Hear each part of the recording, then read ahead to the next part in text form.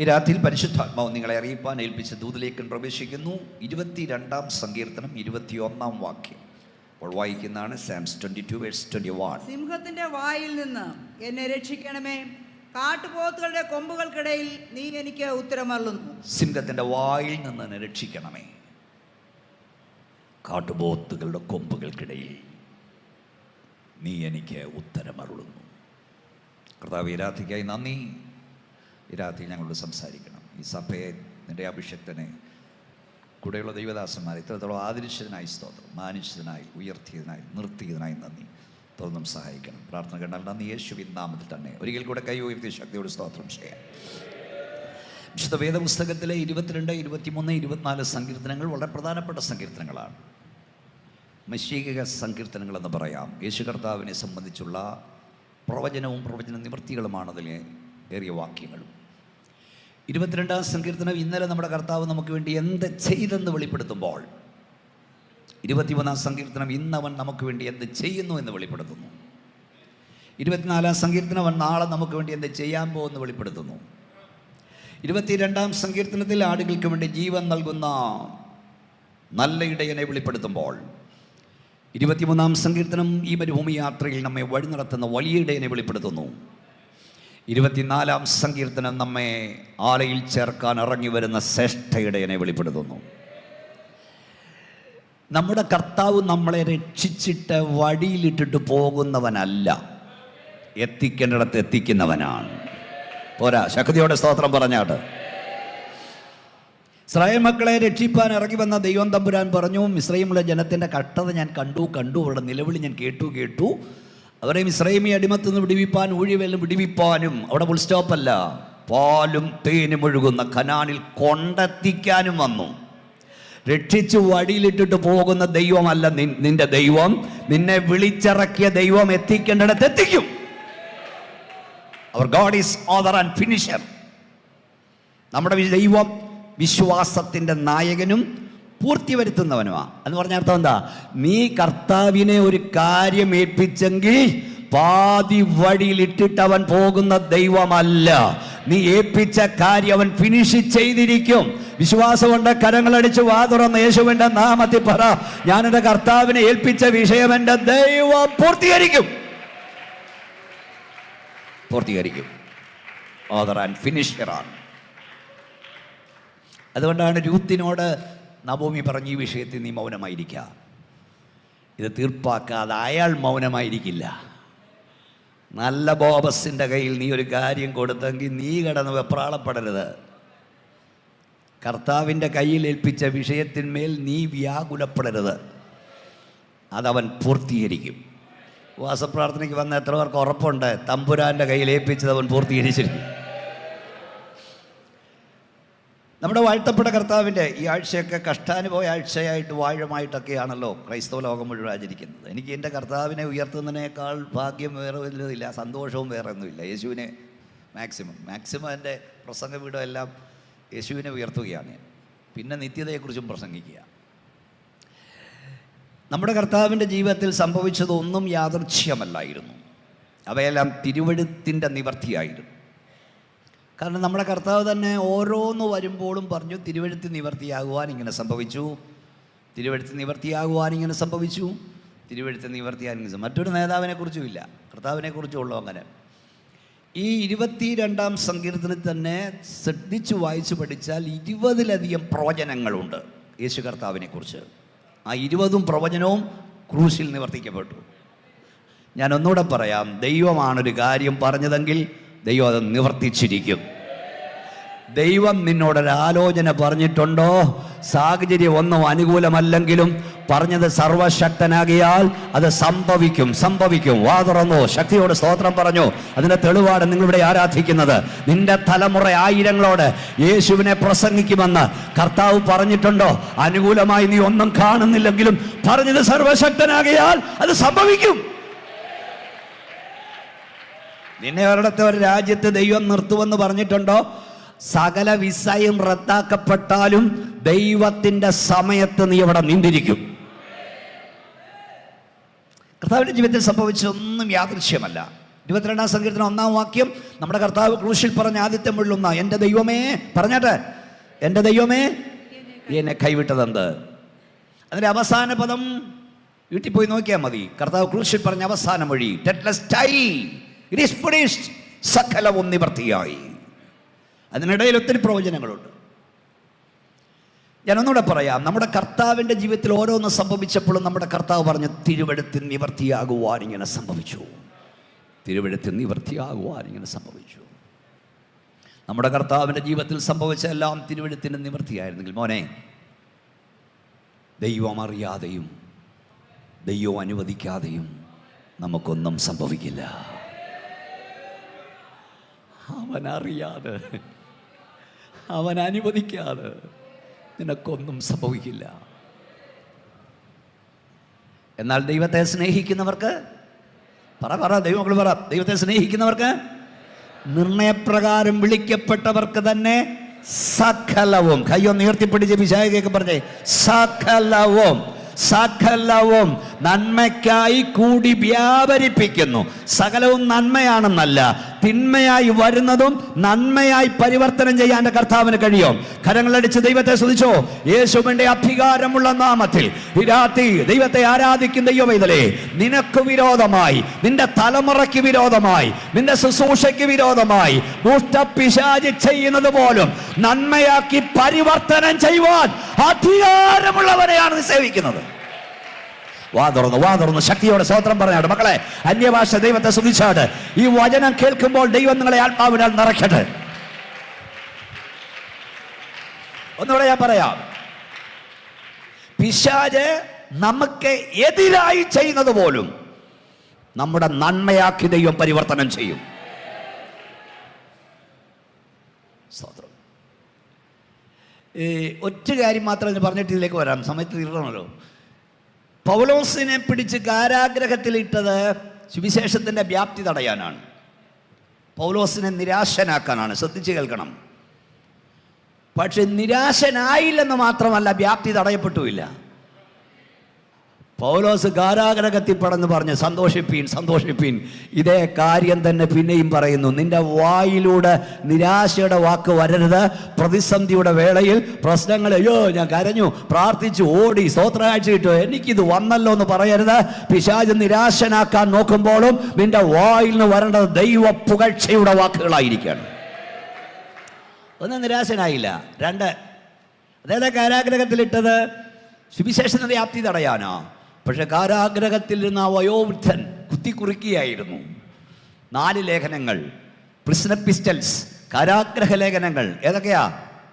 എഫേസ്യ ലേഖനം, കൊലോസി ലേഖനം, ഫിലിപ്പിയ ലേഖനം, ഫിലമോന്റെ ലേഖനം, ഈഡിറ്റ ലേഖനം. ഈ ചെളിയിൽ വളരുന്നതിൻ്റെ മനോഹാരിത വലുതാണ്, മുള്ളിൽ വിടരുന്നതിൻ്റെ സൗരഭ്യം വലുതാണ്. ഈ വയോധികൻ കാരാഗ്രഹത്തിൽ ചെന്നിട്ട് ഈടിറ്റ 4 ലേഖനം, എന്തോ ലേഖനങ്ങളാ. എഫേസ്യ ലേഖനവും കൊലോസ്യ ലേഖനവും ഫിലിപ്പിയ ലേഖനവും ഫിലോമോന്റെ ലേഖനവും എഴുതി. ഇങ്ങോട്ട് നോക്കിയേ, ഈ പൗലോസ് അപ്പോസ്തലൻ കാരാഗ്രഹത്തിൽ 5 അടിയോ 6 അടിയോ മാത്രം കഷ്ടിച്ചൊരാൾക്ക് കിടക്കാവുന്ന ഒരു പെട്ടിയുടെ വലിപ്പമുള്ള ഈ കാരാഗ്രഹത്തിൽ ഇട്ടിരിക്കുകയാണ്. ഒരു കാൽ അവിടെയും കെട്ടി, ഒരു കാൽ ഇവിടെയും ചങ്ങല ഇട്ടിരിക്കുകയാണ്. കയ്യും ചങ്ങലയില്ല. പക്ഷെ അവിടെ ഇരുന്ന് അത് എങ്ങനെ എഴുതിയെന്നറിയില്ല, ഇത് കുത്തിക്കുറിച്ചുകൊണ്ടിരിക്കുക. ഞാൻ ചോദിക്കട്ടെ മോനെ, അവിടെ റോമൻ ഭരണാധികാരികളോ വരുന്നില്ലേ? പട്ടാളക്കാർ കാവലില്ലേ? ജയിലുദ്യോഗസ്ഥർ കാവലില്ലേ?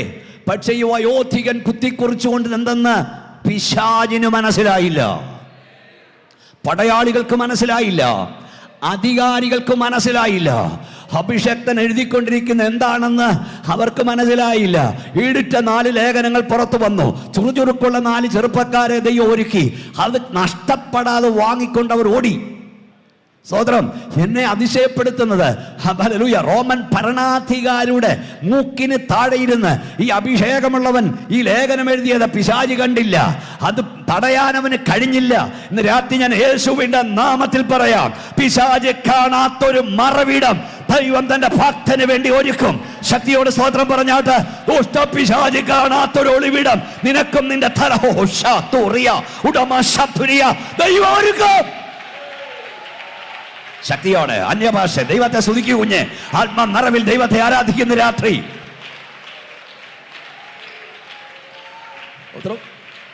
സ്വതന്ത്രം.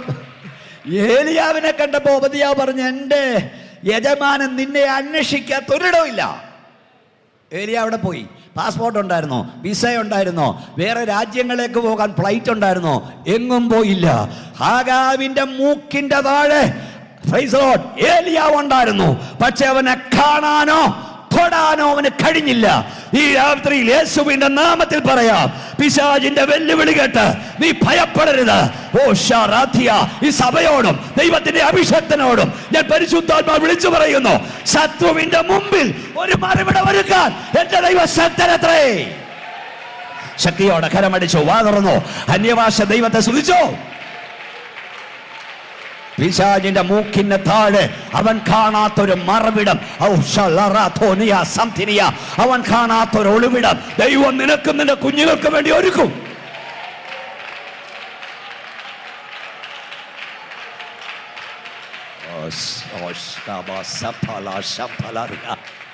നീ ഭാരപ്പെടുവൊന്നും വേണ്ട.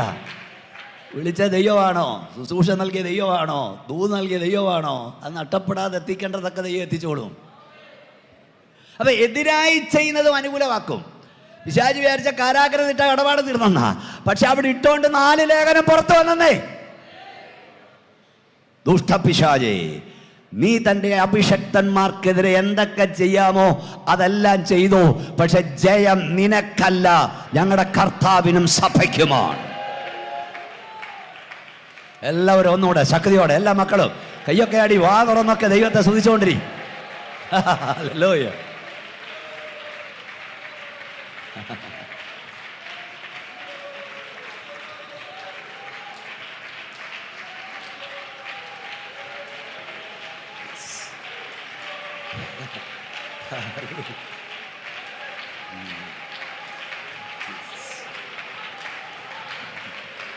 Hallelujah. Jesus.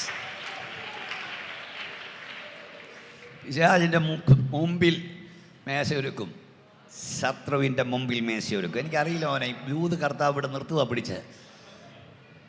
ആഹാബിന്റെ മൂക്കിന്റെ തുമ്പിൽ ഏലിയാവിനെ പ്രൊട്ടക്ട് ചെയ്ത ദൈവം, റോമൻ കാരാഗ്രഹത്തിന്റെ ഉള്ളിൽ തന്റെ അഭിഷക്തനെ പ്രൊട്ടക്ട് ചെയ്ത ദൈവം, ഈ സഭയോടും ദൈവദാസന്മാരോടും ഞാൻ പറയുന്നു, പ്രതികൂലങ്ങളുടെ നടുവിൽ നിന്നെ പ്രൊട്ടക്ട് ചെയ്യുവാൻ ദൈവത്തിന് കഴിയും. പിശാചിന്റെ മൂക്കിന്റെ തുമ്പിൽ ദൈവം തന്റെ അഭിഷക്തനെ സഭയും കാക്കും. ശക്തിയോടെ കര ഉയർത്തി സ്തോത്രം പറഞ്ഞാട്ട്. ഈ ഞാൻ പറഞ്ഞു വരുന്നത് കർത്താവിൻ്റെ ജീവിതത്തിൽ സംഭവിച്ച എല്ലാം തിരുവഴുത്തിൽ നിവൃത്തിയാണ്. ഈ അക്ഷയം തീർക്കാൻ കഴിയുമെന്ന് എനിക്കറിയില്ല. കർത്താവിൻ്റെ ആത്മാവ് വേറെ ലെവലിലേക്ക് എന്നെ പരിശുദ്ധാത്മാവ് കൊണ്ടുപോകുന്നുണ്ട്. യോഹന്നാന്റെ സുവിശേഷം 19-ാം അധ്യായം 31 വാക്യങ്ങൾ വായിച്ചാൽ, നമ്മുടെ കർത്താവിനെ ക്രൂശിക്കപ്പെട്ട് കഴിഞ്ഞപ്പോൾ പിലാത്തോസ് പടയാളികളോട് പറഞ്ഞു, ക്രൂശിൽ കിടക്കുന്നവരുടെ കാല് തല്ലി ഓടിക്കാൻ പറഞ്ഞു, കാരണം അവർ രക്തം വാർന്നു മരിക്കണം. പിറ്റേ ദിവസം ശബത്താണ്. ശബത്തിൽ യഹൂദന്മാർ ഡെഡ് ബോഡിയെ തൊടില്ല. അതുകൊണ്ട് അന്ന് തന്നെ അവർ മരിക്കണം. അതിന് വായിക്കുന്നേരാ എടുത്തു വെച്ചോണേ. അന്ന് തന്നെ മരിക്കാൻ വേണ്ടി പോയി കാൽമുട്ട് തല്ലി ഓടിക്കാൻ പറഞ്ഞു. അങ്ങനെ പടയാളികൾ വന്നു, കർത്താവിൻ്റെ ഇങ്ങേ സൈഡിൽ കിടന്ന കള്ളൻ്റെ കാല് തല്ലി ഓടിച്ചു, അങ്ങേ സൈഡിൽ കിടന്നവൻ്റെയും കാല് തല്ലി ഓടിച്ചു. നമ്മുടെ കർത്താവിൻ്റെ അരികിലേക്ക് വന്നപ്പോൾ അവൻ മരിച്ചു കഴിഞ്ഞതിനാൽ, ആരാ വായിക്കുന്നേ? എന്തേ വായിക്കാൻ കൊടുത്തത്? ശബത്ത് നാൾ വലിയതുമാകൊണ്ട് ശരീരങ്ങൾ ശബത്തിൽ ക്രൂശിന്മേൽ ഇരിക്കരുത് എന്ന് വെച്ച് അവരുടെ കാൽ ഒടിച്ച് എടുപ്പിക്കണമെന്ന് യഹൂദന്മാർ പീലാത്തോസിനോട് അപേക്ഷിച്ചു. ആകയാൽ പടയാളികൾ വന്ന് ഒന്നാമത്തവന്റെയും അവനോട് കൂടെ ക്രൂശിക്കപ്പെട്ട മറ്റവന്റെയും കാൽ ഒടിച്ചു. അവർ യേശുവിന്റെ അടുക്കൽ വന്ന് അവൻ മരിച്ചുപോയി എന്ന് കാണുകയാൽ അവന്റെ കാൽ ഒടിച്ചില്ല. അവനെ ഓടിച്ചില്ല. എങ്കിലും പടയാളികളിൽ ഒരുത്തൻ, മോളെ അവിടെ നിൽക്കുക, ആരാ വായിക്കുന്ന ഞാൻ കണ്ടില്ല, മോളെ നിങ്ങൾ വിളിക്കുക ആരാലും. അപ്പൊ അവനങ്ങ് പോയാ പോരെ? കാൽമുട്ട് തല്ലി ഓടിക്കാൻ വന്നവനെ അത് ചെയ്താ പോരായോ? പീലാത്തോസ് പറഞ്ഞോ നീ കർത്താവിന്റെ വിലാപ്പുറത്ത് കുത്തണമെന്ന്? അവന് പോയാ മതി. പക്ഷെ അവൻ പോയില്ല. മരിച്ച കർത്താവിന്റെ വിലാപ്പുറത്തേക്ക് അവൻ കുന്തം കുത്തിയിറക്കി. അപ്പോൾ രക്തവും വെള്ളവും വന്നു. അതിൻ്റെ അർത്ഥം ഈ ശരീരത്തിൽ നിനക്കായി നൽകാൻ രക്തമില്ല. വിട്ടില്ല. യോഹന്നാൻ എഴുതി വെച്ചു, അവൻ്റെ അസ്ഥികളൊന്നും ഒടിഞ്ഞു പോകുകയില്ല എന്ന് തിരുവെഴുത്ത് നിവർത്തിയാകുവാൻ അങ്ങനെ സംഭവിച്ചു. കണ്ടില്ലേ? അടുത്ത വാക്യം. അങ്ങോട്ട് പോയ പടയാളി തിരിച്ചു വന്ന് എന്തിനാ കുത്തിയേ? അവർ കുത്തിയവങ്കിലേക്ക് നോക്കുമെന്ന മറ്റൊരുത്ത് തിരുവെഴുത്ത് നിവർത്തിയാകുവാൻ അങ്ങനെ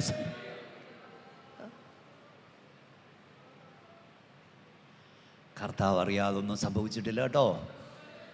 ഹാർട്ട് അറ്റാക്ക് വന്നതും തലകറങ്ങി വീണതും ബിസിനസ് നഷ്ടം വന്നതും എല്ലാം അവൻ അറിഞ്ഞ.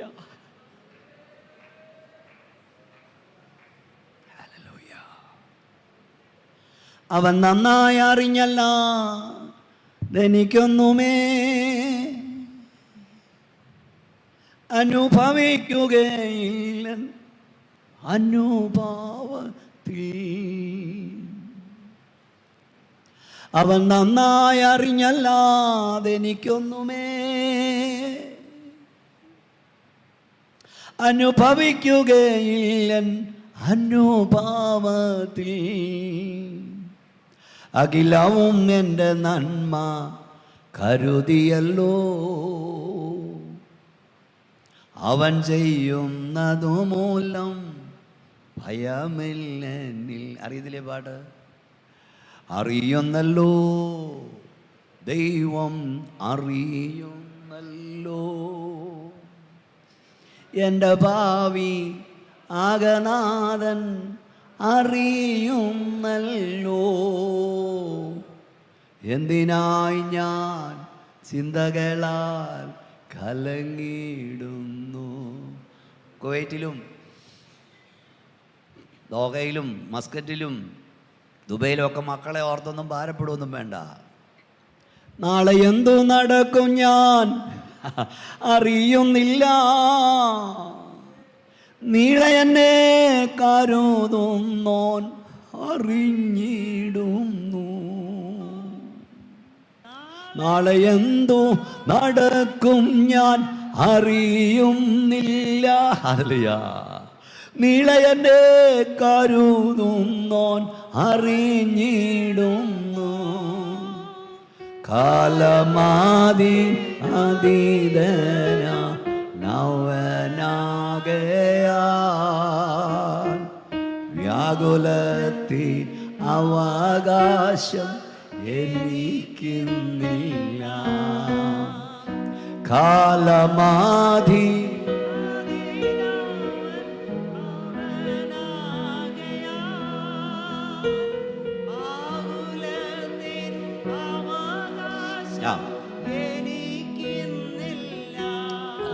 ദൈവം ഭാവിയെല്ലാം അറിയുന്നുണ്ട് കുഞ്ഞെ. ഞാൻ പല കൺവെൻഷൻ വേദിയിലും ചോദിക്കാറുണ്ട് മറ്റു വിഷയം പ്രസംഗിക്കുമ്പം. ഇന്നിപ്പം ഏപ്രിൽ മാസം 1-ാം തീയതി വെഡ്ഡി ദിനമായിരുന്നു. പലരും മറന്നുപോയെന്ന് തോന്നുന്നു.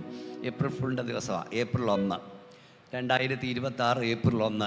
ഇന്ന് രാത്രി ഇവിടെ വന്നവരോടൊക്കെ ഞാൻ ചോദിക്കട്ടെ, 2027 ഏപ്രിൽ മാസം 1 എന്നൊരു തീയതി ഉണ്ടെങ്കിൽ 7:32 എന്നൊരു സമയമുണ്ടെങ്കിൽ ഞാൻ ഇന്ന സ്ഥലത്ത് കാണുമെന്ന് പറയാൻ തൻ്റെ ഇടമുള്ള എത്ര പേരുണ്ട് ഇവിടെ? അടുത്ത വർഷം ഇതേ സമയത്ത് ഇന്ന സ്ഥലത്ത് ഞാൻ കാണുമെന്ന് പറയാൻ തൻ്റെ ഇടമുള്ള ആരെങ്കിലും ഉണ്ടോ? ഇല്ല. അടുത്ത 6 മാസം കഴിഞ്ഞ് ഇന്ന സ്ഥലത്ത് കാണുമെന്ന് പറയാൻ കഴിയുമോ? ഇല്ല. അടുത്ത മാസം മെയ് മാസം 1-ാം തീയതി 7:30 ഇന്നടത്തോളം കാണുമെന്ന് പറയാനൊക്കുമോ? ഇല്ല. അടുത്ത ആഴ്ച ബുധനാഴ്ച രാത്രി 7:30 ഇന്നടത്ത് കാണുമെന്ന് പറയാൻ കഴിയുമോ? ഇല്ല. നാളെ രാത്രി ഇതുപോലെ ജീവനോടുണ്ടെന്ന് പറയാൻ കഴിയുമോ? ഇല്ല. പിന്നെന്തിനാ വ്യാകുലപ്പെടുന്നത്? പിന്നെന്തിനാ അഹങ്കരിക്കുന്നത്? നാം ആകുന്ന ദൈവത്തിൻ്റെ കൃപയാ. ഒരു പ്രധാനമന്ത്രിക്കും കഴിയില്ല, ഒരു പ്രസിഡന്റിനും കഴിയില്ല, ഒരു നേതാവിനും കഴിയില്ല. അതുകൊണ്ട് തമ്പുരാൻ എന്നോട് നേരത്തെ പറഞ്ഞു, മൂക്കിൽ ജീവശ്വാസമുള്ളവനെ വിട്ടൊഴിയുക. ഇവനെ ഭയപ്പെടാൻ എന്നാ? ദൈവത്തിൻ്റെ വചനപ്രകാരമല്ലാതെ ഇന്ന് വരെ ഒരുത്തനെയും ഭയപ്പെട്ടിട്ടില്ല, ഇനിയും ഭയപ്പെടത്തുമില്ല. കാരണം എൻ്റെ കർത്താവ് അവരുടെ എല്ലാം ജീവശ്വാസം കൈവശമുള്ളവനെയാണ് ഞാൻ സേവിക്കുന്നത്. ഓ, കൈ ഉയർത്തിയാട്ടെ ശക്തിയോടെ സ്തോത്രം പറഞ്ഞ്. പിന്നെ നീ എന്തിനാ ഭയപ്പെടുന്നത്? അപ്പോൾ ഒരു പ്രവചനം, ഇന്ന് ഞാൻ എടുത്ത വിഷയം തീർക്കാൻ കൂടെ സമയം വേണം, അതുകൊണ്ട് ഞാൻ ഇതിലേക്ക് മടങ്ങാൻ വരാം പെട്ടെന്ന്. അപ്പോൾ ഈ കർത്താവിൻ്റെ ജീവിതത്തിൽ തിരുവെടുത്ത് നിവർത്തിയാകുവാൻ അങ്ങനെ സംഭവിച്ചു. കർത്താവ് എപ്പോഴും ഓരോന്ന് പറയാം. അടുത്തത് 19 അടുത്തത് ഞാനിപ്പോൾ ഇവിടെ നിന്ന് പെട്ടെന്ന് എൻ്റെ ഓർമ്മയിൽ വന്നു. കർത്താവിനെ ക്രൂശിച്ചിട്ട് ഡെഡ് ബോഡി കിടക്കുക, എന്നെ നോക്കിയിരിക്കണം, ഡെഡ് ബോഡി കിടക്കുക, ഇവന്മാരെല്ലാം ഓടിപ്പോയി, കർത്താവിൻ്റെ കൂടെ നിന്നവനെല്ലാം പോയി. ഞാൻ ചിലപ്പോൾ അത് വായിച്ച് കരയും. യേശു കർത്താവിൻ്റെ ഡെഡ് ബോഡി ഇങ്ങനെ കിടക്കുന്നു, അപ്പം തിന്നവനും അത്ഭുതം കണ്ടവനും മരിച്ചിട്ട് ഉയർത്ത് കിട്ടിയവനും എല്ലാം ഓടിപ്പോയി. കുറച്ച് നേരത്തേക്ക് ഞാൻ അവിടെ നോക്കുമ്പോൾ ഞാൻ കരയും. സത്യം പറയാം, നിങ്ങൾ കാണുന്നല്ലോ, ഞാനിത് ജീവിക്കുക, എൻ്റെ പ്രസംഗം ജീവിതമാണ്. ഒന്നുകൂടെ ഞാൻ പറയാം, എത്ര വേദിപ്പെട്ട റിക്കാർഡ് പോവുക, തൻ്റെ ഇടത്തോടെ പറയുന്നത്. ഞാൻ കണ്ണ് നിറഞ്ഞ് പ്രസംഗിക്കാൻ കാരണം എൻ്റെ പ്രസംഗം എൻ്റെ ജീവിതമാണ്, എൻ്റെ ജീവിതം എൻ്റെ പ്രസംഗമാണ്. ഇതെത്ര വേദി ഞാൻ പറഞ്ഞു കഴിഞ്ഞു. കഴിഞ്ഞ നാല് പതിറ്റാണ്ടായി ഞാൻ എൻ്റെ കർത്താവിനെ ഉയർത്തുന്നു. ജീവിതം പ്രസംഗവും, പ്രസംഗവും ജീവിതവുമാണ്. കൈ ഉയർത്തിയ ശക്തിയോട് സ്തോത്രം എന്ന് പറഞ്ഞു. സ്തോത്രം. കർത്താവിൻ്റെ കൂടെ നടന്നവനെല്ലാം ഓടിപ്പോയി. ആ ഡെഡ് ബോഡി ക്രൂശിൽ കിടക്കുന്നു. അന്ന് 6 മണിക്ക് മുമ്പ് ആ ഡെഡ് ബോഡി ഏറ്റുവാങ്ങി അടക്കിയില്ലെങ്കിൽ ഈ പുസ്തകത്തിലെ പ്രവചനങ്ങൾ പലതും തെറ്റും. ഒന്നാമത്തെ പ്രവചനം, തൻ്റെ പരിശുദ്ധനെ ദിനവത്തം കാണാൻ അവൻ സമ്മതിക്കുകയില്ല. രണ്ടാമത്തെ പ്രവചനം, അവൻ്റെ മരണത്തിൽ അവൻ സമ്പന്നന്മാരോടുകൂടെ ആയിരുന്നു. എല്ലാവരും ഓടി. പിശാചി ഇങ്ങനെ പടക്കം പൊട്ടിക്കാൻ തുടങ്ങി. ഒന്ന് കാണട്ടടാ, സമ്പന്നന്മാരോടെ അടക്കുന്നത് കാണട്ടടാ. എല്ലാവരും ഓടി. അതും പ്രവചനമാണ്. എന്നെ നോക്കൂ, തനിയെ പ്രവാചകൻ പറഞ്ഞു, ഇത്ര ആഴ്ചവട്ടം കഴിഞ്ഞ് അഭിഷക്തൻ ഛേദിക്കപ്പെടും,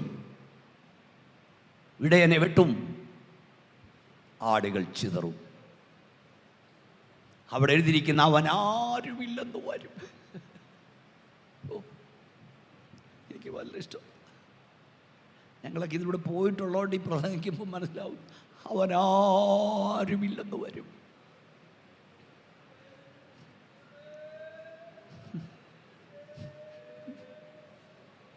ആരുമില്ലെന്ന് വരും.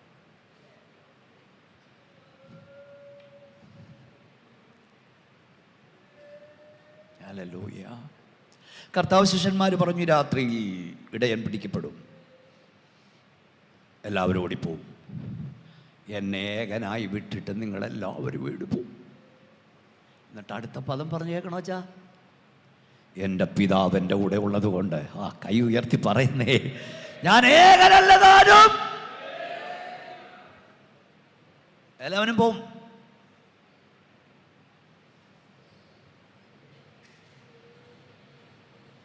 പക്ഷേ എന്നെ വിളിച്ച കർത്താവ് എൻ്റെ കൂടെ ഉള്ളത് കൊണ്ട് ഞാൻ ഏകനല്ലതാനും. സുവിശേഷ വേലയിൽ ഇറങ്ങിയ നാൾ മുതൽ ഞാൻ പഠിച്ചൊരു കാര്യമുണ്ട്, കർത്താവ് മാത്രമേ അച്ഛാ കൂടെ കാണല്ലേ അച്ഛാ. മണക്കാരയിലും പല ബൈബിൾ കോളേജ് എനിക്ക് പഠിപ്പിക്കാൻ പറ്റുന്നത് വിളിച്ചിട്ട് എനിക്ക് നേരമില്ല. അവിടെ വിസിറ്റിങ്ങിന് ചെല്ലും പ്രസംഗിക്കാൻ 1-2 ദിവസങ്ങളിൽ ഈ കോളേജുകളിൽ.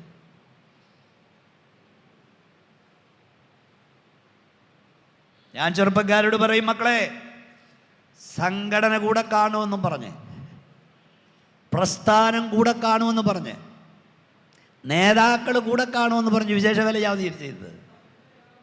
ഇവരെല്ലാം നിന്നെ വിട്ടുപോകും, ഒറ്റിക്കൊടുക്കും, കാലുവാരും, കൈവിടും. പക്ഷെ കർത്താവ് കൂടെ ഉള്ളത് കൊണ്ട് നീ ഏകനല്ലതാൻ. ഒന്ന് ശക്തിയോടെ കരമൊക്കെ അടിച്ചോ, സന്തോഷത്തോടെ സ്തോത്രം പറഞ്ഞു, തുറന്ന് പറഞ്ഞു. ആരെയും കണ്ടോണ്ട് വിശ്വാസത്തോടെ നിൽക്കരുത്. ഞാൻ ഒന്നുകൂടെ പറയാ, നീ ഇതിനെ കൂട്ടായ്മ നിർത്തേണ്ടത് പാസ്റ്ററുടെ സ്നേഹമല്ല, സഹവിശ്വാസിയുടെ സ്നേഹമല്ല, നിന്റെ വീണ്ടെടുപ്പുകാരന്റെ സ്നേഹമത്രേ. ഒന്നുകൂടെ ശക്തിയോടെ ദൈവത്തെ സ്തുതിച്ചേ.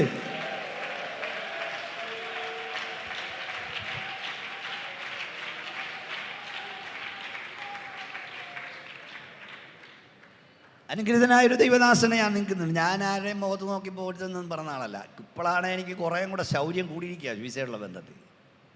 അതെൻ്റെ കെയറിങ്. ഞാൻ ഇവിടെ വന്നിട്ട് പോകുമ്പോൾ പല കാര്യം ഇവിടെ കാണും. ഇപ്പം ഞാൻ പറഞ്ഞിട്ടിരിക്കുക, ഇതൊക്കെ ചിലതൊക്കെ ചെയ്യണമെന്ന് ആഗ്രഹിച്ചവിടെ സത്യം പാസ്റ്റേ, ആ ദർശനമാണ്. വളരെ കെയറിങ്. ഞാൻ 365 ദിവസം ഉണ്ട്, 260 ദിവസം വീട്ടിലില്ല. എങ്കിലും എൻ്റെ ചർച്ചക്കാരോട് ചോദിക്കണം എങ്ങനെയാണ് ഞാൻ അവരോടെന്ന്. കെയറിങ്ങാണ്. പക്ഷെ വിശ്വാസിയോട് ഞാൻ പറയാം, നീ ദൈവകൃപയെ നിൽക്കേണ്ടത്, പ്രൈസ് ലോർഡ്, സഹവിശ്വാസിയുടെ സ്നേഹം നിമിത്തമാകരുത്, ദൈവദാസന്മാരുടെ സ്നേഹം നിമിത്തമാകരുത്. നീ നിന്നെ കൃപയിൽ പിടിച്ചു നിർത്തേണ്ടത് നിനക്ക് വേണ്ടി അവസാനത്തുള്ളി രക്തം വരെ നൽകിയ നിന്റെ പ്രാണപ്രിയന്റെ സ്നേഹമായിരിക്കണം. സന്തോഷത്തോടെ ശക്തിയോടെ സ്തോത്രം പറഞ്ഞുകൊണ്ട് പറ, ഞാനിവിടെ നിൽക്കുന്നത്, നിർത്തേണ്ടത്, എന്നെ ഇവിടെ ബന്ധിപ്പിച്ച് നിർത്തേണ്ടത് എൻ്റെ പ്രാണപ്രിയന്റെ സ്നേഹമത്രേ.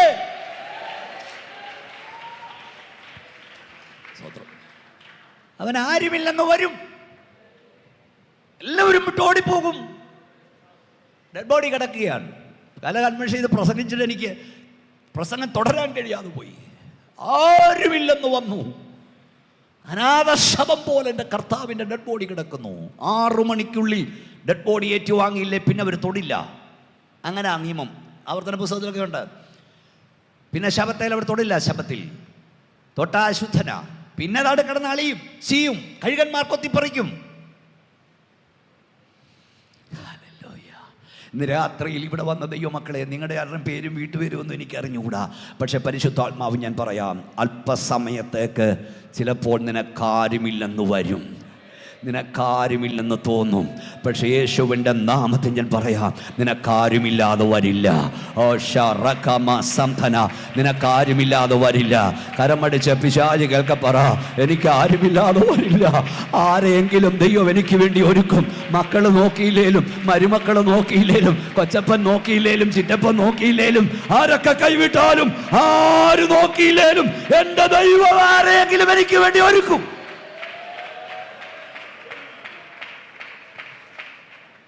സമയത്ത് ദൈവം ആരെങ്കിലും ഒരുക്കും. ഇപ്പം വായിച്ച അടുത്ത വീട്ടിൽ പോയി നോക്കണം. അടുത്ത പാരഗ്രാഫ് തുടങ്ങുന്നത്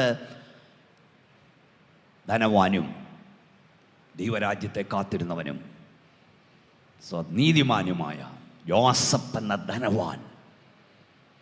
സ്തോത്രം അല്ലേ? നല്ല എഴുതിയിരിക്കുന്നേ. ധൈര്യപ്പെട്ടു വന്ന് പീലാത്തോസ് ഡെഡ് ബോഡി ചോദിച്ചു. അവൻ ചോദിക്കാത്ത സമയം എടുത്തുകൊണ്ട് പോക്കോടാ വിട്ടുകൊടുത്തു. ഞാൻ ഇവിടെ ഈ സ്റ്റേഡിയത്തിൽ, ഈ ചർച്ചകോടിൻ്റെ കൺവെൻഷനിൽ, ജനറൽ കൺവെൻഷൻ 101 കൺവെൻഷൻ പ്രസംഗം നിങ്ങൾ ആരിലൊക്കെ കേട്ടോന്ന് എനിക്കറിയില്ല. ആ ഭൂത് ഭയങ്കരമായി ഓരോ സെൻറ്റൻസിലും പരിശുദ്ധാത്മാവിൻ്റെ അഗ്നി കത്താൻ തുടങ്ങി. അത് ഓരോന്നും ഒരു 10 20 കട്ടിങ് ഇറങ്ങിയിട്ടുണ്ട്. അപ്പോൾ അവിടെ പറഞ്ഞൊരു കാര്യമുണ്ടടാ, പത്രോസായിരുന്നു ഈ ഡെഡ് ബോഡി അടക്കേണ്ടത്, പത്രോസായിരുന്നു കൊണ്ടുപോയത്, പത്രോസായിരുന്നു കൊണ്ടുപോകേണ്ടത്. അവൻ കാലുമാറി, അവൻ കൈവിട്ടു, അവൻ ഓടിപ്പോയി. പത്രോസേ, നീ ഓടിയത് നന്നായി, നീ കൈവിട്ടത് നന്നായി. അതുകൊണ്ട് ദൈവം ആമ്പിള്ളാരെ കാര്യസാധ്യനായി ഒരുക്കി വെച്ചു. ഇന്ന് രാത്രിയിൽ ഹോളിൽ വന്ന ദൈവവേദരെ, ചിലരൊക്കെ നിന്നെ കൈവിടുന്ന നല്ലതിനാ, ചിലരൊക്കെ നിന്നെ കൈയൊഴിയുന്ന നല്ലതിനാ. കാര്യപ്രാപ്തിയുള്ളവനെ ദൈവം നിന്റെ കാര്യം ഏൽപ്പിക്കും. ശക്തിയോടെ കരമടിച്ച് സ്തോത്രം പറ.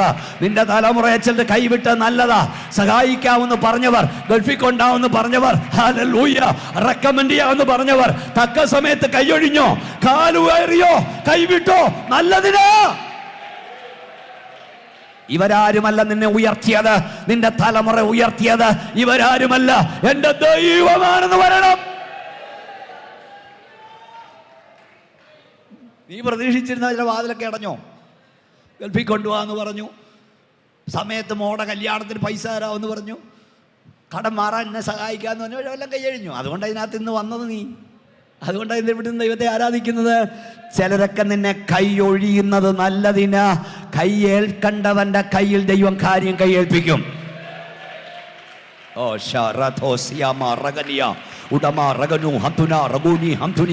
യേശുവിന്റെ നാമത്തിൽ, യേശുവിന്റെ നാമത്തിൽ നിന്നെ ചില കൈയൊഴിഞ്ഞ നല്ലതാന്ന് പറ, അവർ കൈവിട്ട നല്ലതിനാന്ന് പറ. ദൈവം കാര്യം ഫലമേൽപ്പിക്കവന്റെ കയ്യിൽ നിന്നെ ഏൽപ്പിക്കും. പത്രോസേ, നീ എൻ്റെ കർത്താവിൻ്റെ ഡെഡ് ബോഡി കൊണ്ടുപോയി എവിടെ അടക്കിയേനെ? കടത്തീരത്ത് കൊണ്ട് അടക്കിയേനെ. അല്ല, എവിടാ സ്ഥലം? പത്രോസ് ഓടിയത് നന്നായി, കൈയൊഴിഞ്ഞ് നന്നായി. കഴിവുള്ള ഒരുവൻ്റെ കയ്യിൽ ദൈവം കൊടുത്തു. ഞാനൊന്നുകൂടെ പറയാം. നിന്നെ സഹായിക്കാവെന്ന് പറഞ്ഞ ചിലരെ സമയത്ത് കഴിഞ്ഞൊഴി നിനക്ക് ദുഃഖം ഉണ്ടായിരിക്കാം. ഇവിടെ ഭാരപ്പെടുകൊണ്ട ഇവിടെ ഇരിക്കുന്ന എല്ലാ പല ദൈവമക്കളുടെ അനുഭവമാണ്. ഇവരാരുമല്ല നിന്നെ ഉയർത്തിയത്, എൻ്റെ ദൈവം നിന്നെ ഉയർത്തി. എൻ്റെ ദൈവം നിന്റെ തലമുറ ഉയർത്തി. അവര് പറഞ്ഞേനെ അല്ലേ അവരാ ഉയർത്തിയെന്ന്, അവരാ സഹായിച്ചെന്ന്. അവരാരുമല്ല എന്നെ ഉയർത്തി, എൻ്റെ ദൈവം.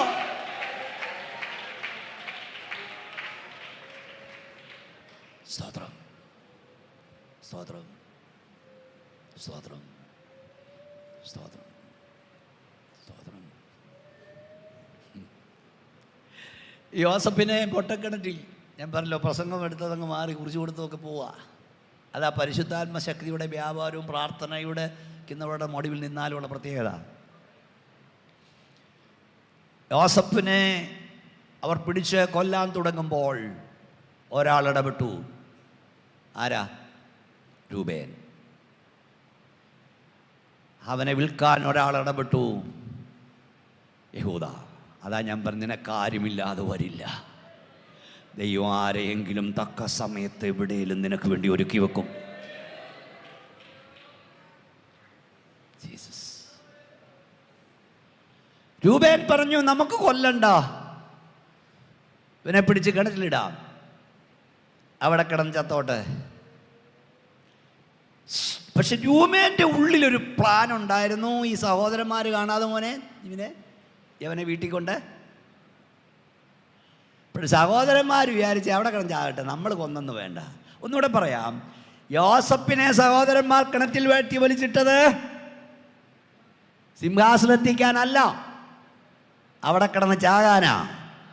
ഇന്ന് രാത്രി ഒരിക്കൽ കൂടെ നസ്രയനായ യേശുവിൻ്റെ അധികാരമുള്ള നാമത്തിൽ ഞാൻ പറയാം, നിന്റെ ദർശനമില്ലാതാക്കാൻ, നിന്റെ വെളിപ്പാടില്ലാതാക്കാൻ, നിന്റെ തലമുറയുടെ ദർശനമില്ലാതാക്കാൻ ദുഷ്ടപിശാചൊരുക്കുന്ന പൊട്ടക്കിണറുകൾ നിന്റെ ദർശന സമാപ്തിയുടെ ഒന്നാമത്തെ വാതിലാക്കി മാറ്റാൻ ദൈവത്തിന് കഴിയും. ഓ പോരാ പോരാ, ശക്തിയോടെ അന്യഭാഷ ദൈവത്തെ മഹത്വപ്പെടുത്ത്. ദുഷ്ടപിശാചികൾക്ക് ആത്മാവിൽ അരച്ചു പറ, എന്റെ തലമുറയുടെ ദർശനമില്ലാതാക്കാൻ, എന്റെ ദർശനമില്ലാതാക്കാൻ ദുഷ്ടപിശാച് ഒരുക്കുന്ന പൊട്ടക്കിണറ്റുകൾ എന്റെ തലമുറയുടെ, എന്റെ ദർശന സമാപ്തിയുടെ ഒന്നാമത്തെ വാതിലാക്കി ദൈവം മാറ്റും.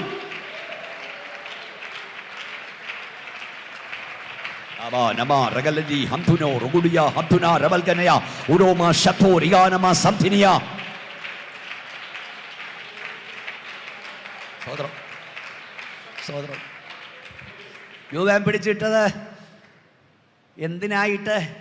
സഹോദരന്മാർ കാണാതെ യോസഫിനെ അപ്പൻ്റെ അരികിലെത്തിക്കാൻ. ഇവിടെ ഞാൻ ചോദിക്കുന്നതേ, ഈ മിദ്യാന് കച്ചവടക്കാർ വന്നപ്പോൾ ഈ പുള്ളി എവിടെ പോയി? അല്ല ഒന്ന് പറ, എവിടെ പോയി? എവിടെ പാനായി കാട്ടി? ദൈവം മാറ്റിക്കളഞ്ഞു. കാരണം രൂപേൻ അവിടെ ഉണ്ട്, കച്ചവടം നടക്കില്ല. കച്ചവടം നടന്നില്ലെങ്കിൽ മിസ്രൈമിലെത്തില്ല, മിസ്രൈമിലെത്തിയില്ലെങ്കിൽ സിംഹാസനം ഇരുത്തില്ല. തമ്പുരാൻ മാറ്റിക്കളഞ്ഞു, തമ്പുരാൻ മാറ്റി. അതിൻ്റെ അർത്ഥം രൂപേനെ നീ യോസഫിനെ സഹായിച്ചാൽ തിരിച്ചപ്പൻ്റെ വീട്ടിൽ കൊണ്ട് കയറ്റും. ഓ ഹബാശഖോരിയ. പക്ഷെ എൻ്റെ തമ്പുരാൻ, എൻ്റെ കർത്താവ്, ഹല്ലേലൂയ, എൻ്റെ അപ്പച്ചൻ യോസഫിനെ വീട്ടിൽ നിന്ന് വിളിച്ചിറക്കിയതേ തിരിച്ചവിടെ കൊണ്ട് കയറ്റാനല്ല, സിംഹാസനത്തിൽ കൊണ്ടിരുത്താനാ. പോരാ, ശക്തിയോടെ ദൈവത്തെ ആരാധിക്ക. തിരിച്ച് വീട്ടിൽ കൊണ്ട് കയറ്റാനല്ലെന്നേ, നിന്നെ അവിടുന്ന് പിടിച്ചിറക്കിയത് ഒരിടത്ത് കൊണ്ട് എത്തിക്കാനാ.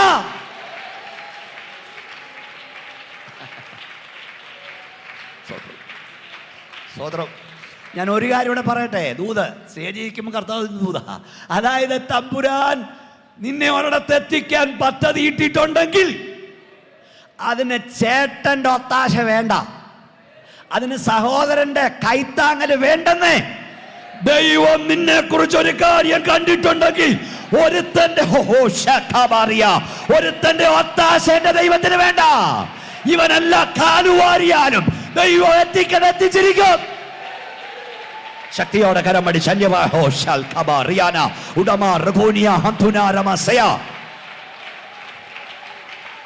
വേണ്ടതേ. നിന്റെ ഒത്താശ വേണ്ടടേ. ദൈവം കണ്ടവനെ എവിടെ എത്തിക്കണോ ദൈവത്തിനറിയാം.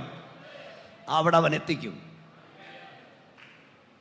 ആരും ഒത്താശ ചെയ്തില്ലെങ്കിലും, ആരും സഹായിച്ചില്ലെങ്കിലും, ആരെല്ലാം കാലും അറിയാലും, സിംഹത്തിൻ്റെ വായിൽ നിന്ന് രക്ഷിക്കണമേ. കാട്ടുപോത്തിന്റെ കൊമ്പുകൾക്കിടയിൽ നീ എനിക്ക് ഉത്തരമരുളുന്നു. 22-ാം സങ്കീർത്തനം നമ്മുടെ വാഴ്ത്തപ്പെട്ട കർത്താവിൻ്റെ ക്രൂശിൻ്റെ ചുവട്ടിൽ നിൽക്കുന്ന വ്യക്തിത്വങ്ങളെ മൃഗങ്ങളോട്, ഹിംസജന്തുക്കളോട് ഉപമിക്കുകയാണ്. 22-ാം സങ്കീർത്തനത്തിൽ ക്രൂശിൻ്റെ ചുവടാണ് അവിടെ കാണുന്നത്, ക്രൂശാണ് അവിടെ കാണുന്നത്. ക്രൂശിലെ മൊഴികളുണ്ട് അവിടെ, എല്ലാം പറയാൻ നേരമില്ല. 12-ാം വാക്യം വായിച്ച്. അനേകം കാളകൾ എന്നെ വളഞ്ഞു, അനേകം കാളകൾ എന്നെ വളഞ്ഞു, ബാശാൻ കൂറ്റന്മാർ എന്നെ ചുറ്റിയിരിക്കുന്നു. പിന്നെ ബുഭുക്ഷയോടെ അലർന്ന സിംഹം പോലെ അവർ എന്റെ നേരെ വായ് പിളർക്കുന്നു. ഞാൻ വെള്ളം പോലെ തൂകിപ്പോകുന്നു. ഇനി സിസ്റ്റർ 16-ാം വാക്യം വായിച്ചാട്ടെ. 16-ാം വാക്യം. നായ്ക്കൾ എന്നെ വളഞ്ഞു, നായ്ക്കൾ എന്നെ വളഞ്ഞു, ദുഷ്ടന്മാരുടെ കൂട്ടം എന്നെ ചുറ്റിയിരിക്കുന്നു. അവർ എന്റെ കൈകളെയും കാലുകളെയും തുളച്ചു. ഇതെല്ലാം ദാവീദിനെ കുറിച്ചുള്ളതല്ല, കർത്താവിനെ കുറിച്ചുള്ളതാണ്. അപ്പോൾ അവിടെ തുടക്കം നമ്മൾ വായിച്ചത് ഇങ്ങനെയാണ്. 21-ാം വാക്യം നമ്മൾ വായിച്ചു. സിംഹത്തിന്റെ വായിൽ നിന്ന് എന്നെ രക്ഷിക്കണമേ, കാട്ടുപോത്തിന്റെ കൊമ്പുകൾക്കിടയിൽ നീ എനിക്ക് ഉത്തരം. അപ്പം യേശു കർത്താവിന്റെ കുരിശിന്റെ ചുവട്ടിൽ നിങ്ങൾ നോക്കൂ, സിംഹം വാവളർ നിൽക്കുന്നു, അനേക കാട്ടുപോത്തുക്കൾ നിൽക്കുന്നു. പിന്നെ വായിച്ച സിസ്റ്റർ 12-ാം വാക്യം എന്നാ വായിച്ചത്? നായ്ക്കൾ അല്ലേ? 12 അനേകം കാളകൾ എന്നെ വളഞ്ഞു, ബാശാൻ കൂറ്റന്മാർ എന്നെ ചുറ്റിയിരിക്കുന്നു. ബുഭുക്ഷയോടെ അലർന്ന സിംഹം പോലെ. 16-ാം വാക്യം. നായ്ക്കൾ എന്നെ വളഞ്ഞു, ദുഷ്ടന്മാരുടെ കൂട്ടം എന്നെ ചുറ്റിയിരിക്കുന്നു. യേശു കർത്താവിന്റെ കുരിശിന്റെ ചുവട്ടിൽ ഒന്ന് സിംഹം, ഏകവചനമാ, സിംഹം വാവളർ നിൽക്കുന്നു, കാട്ടുപോത്തുക്കൾ നിൽക്കുന്നു, ബഹുവചനമാ, പാട്ടുപോത്തെന്നല്ല, പോത്തുക്കൾ നിൽക്കുന്നു, നായ്ക്കൾ നിൽക്കുന്നു, കാളകൾ നിൽക്കുന്നു, അതിൻ്റെ നടുവിൽ കർത്താവ് നിൽക്കുന്നു. സിംഹമാരാൻ നിങ്ങൾക്കറിയാം. പത്രോസ് ലേഖനം, ഉണർന്നിരിപ്പീൻ, നിങ്ങളുടെ പ്രതിയോഗിയായ പിശാച് അലർന്ന സിംഹം എന്ന പോലെ ആരെ വിഴുങ്ങണം. അപ്പം പിശാച്, സാക്ഷാൽ പിശാച്, സിംഹം. കാട്ടുപോത്തുക്കൾ വേദശാസ്ത്രികൾ പറയുന്നത് റോമൻ ഭരണാധികാരികളെയാണ്, അധികാരവർഗമാണ്. കാളകൾ യഹൂദന്റെ സിംബലാണ്. സ്വന്തം ജനമായ യഹൂദൻ കർത്താവിനെതിരായി നിൽക്കുന്നു, ഭരണാധികാരികളെതിരായി നിൽക്കുന്നു, പിശാചെതിരായി നിൽക്കുന്നു, അവൻ്റെ 1000 ദൂതന്മാർ നിൽക്കുന്നു. നായ്ക്കൾ റോമാക്കാരെ കുറിച്ചാണ്, പുറത്തുള്ള ജാതികളെ കുറിച്ചാണ്. നോക്കൂ, നമ്മുടെ വാഴ്ത്തപ്പെട്ട കർത്താവിന്റെ ക്രൂശിന്റെ ചുവട്ടിൽ പിശാചും അവന്റെ സകല ദൂതന്മാരും നിൽക്കുന്നു. എതിരായി ഭരണാധികാരികൾ നിൽക്കുന്നു, പട്ടാളക്കാരെതിരായി നിൽക്കുന്നു, സ്വന്തം ജനമെതിരായി നിൽക്കുന്നു, അന്യജാതിക്കാരെതിരായി നിൽക്കുന്നു. അതിൻ്റെ നടുവിൽ നമ്മുടെ കർത്താവിന് വേണ്ടി ദൈവകരം വെളിപ്പെടുന്നു. ഇവിടെ വന്ന് ആരാധിക്കുന്ന ദൈവവൈതലേ, ലോകം മുഴുവൻ നിനക്കെതിരാണെങ്കിലും, ആരും നിന്റെ കൂടെ ഇല്ലെങ്കിലും, എൻ്റെ കർത്താവ് നിന്റെ കൂടെ ഉണ്ടെങ്കിൽ ജയം നിനക്കത്രേ. ശക്തിയോടെ കരമടിച്ച് ദൈവത്തെ മഹത്വപ്പെടുത്ത്. നിന്റെ കൂടെ നിൽക്കാൻ ആരുമില്ലെങ്കിലും, ആരും നിന്റെ കൂടെ ഇല്ലെങ്കിലും കർത്താവുണ്ടോ, ജയം നിനക്കാ. ഞാൻ ഈ ആത്മീയ ലോകത്തിലെ അപജയങ്ങൾക്കെതിരെ എൻ്റെ ശുശ്രൂഷയുടെ ആരംഭം മുതൽ എഴുതുകയും പ്രസംഗിക്കുകയും ചെയ്യുന്നവനാണ്. അത് പക്ഷേ അകത്തേ ഉള്ളൂ, പബ്ലിക്ക് ഒന്നും ഞാൻ പ്രസംഗിക്കില്ല. അവിടെ സുവിശേഷം, പ്യുവർ ഗോസ്പൽ. അതുകൊണ്ട് എനിക്കിരിക്കാൻ നേരമില്ല, നിങ്ങൾക്കറിയാമല്ലോ. സ്തോത്രം. അപ്പം ഞാൻ കഴിഞ്ഞ കുറേ നാളിന് മുമ്പ് വളരെ വിഷമമായി ഇതൊക്കെ കാണുമ്പോൾ ഒരു ലേഖനം എഴുതി വെച്ചു. ഇതിനു മുമ്പൊക്കെ എഴുതുമെങ്കിൽ ഞാൻ ഒന്ന് ശങ്കിച്ചു, ഇടണോ വേണ്ടായോ. നമ്മുടെ സാങ്കുട്ടി പാസ്റ്റർ സാങ്കുട്ടി ചാക്കോട്ടിൽ എപ്പോഴും ലേഖനങ്ങൾ വരും. അങ്ങനെ ഞാൻ ആ സൺഡേയിൽ പാസ്റ്ററെ വേറെ എവിടെയോ പോകേണ്ട ഒരു ദൈവദാസൻ, ഞാൻ തലേ രാത്രി ഇവിടെ പ്രസംഗിക്കാൻ പോയപ്പം എൻ്റെ ചർച്ചയിൽ വന്നു കയറി. എന്നോട് ചോദിച്ചു, പാസ്റ്ററോട് ഉണ്ടോ, ഞാൻ വന്നോട്ടെ. ഞാൻ വന്നോരാൻ പറഞ്ഞു. അദ്ദേഹം എടുത്ത് ഞാൻ കൂടെ പ്രസംഗിക്കുന്നൊരു വിഷയം ഇത് സംബന്ധിച്ച് ഈ ചില വാക്യങ്ങളുടെയൊക്കെ അർത്ഥവും ശക്തിയൊക്കെ മാറുന്നത് വേറെ ലെവലാ ചില സമയങ്ങളിൽ. ഇത് സംബന്ധിച്ച് നാം എന്തു പറയണ്ടു?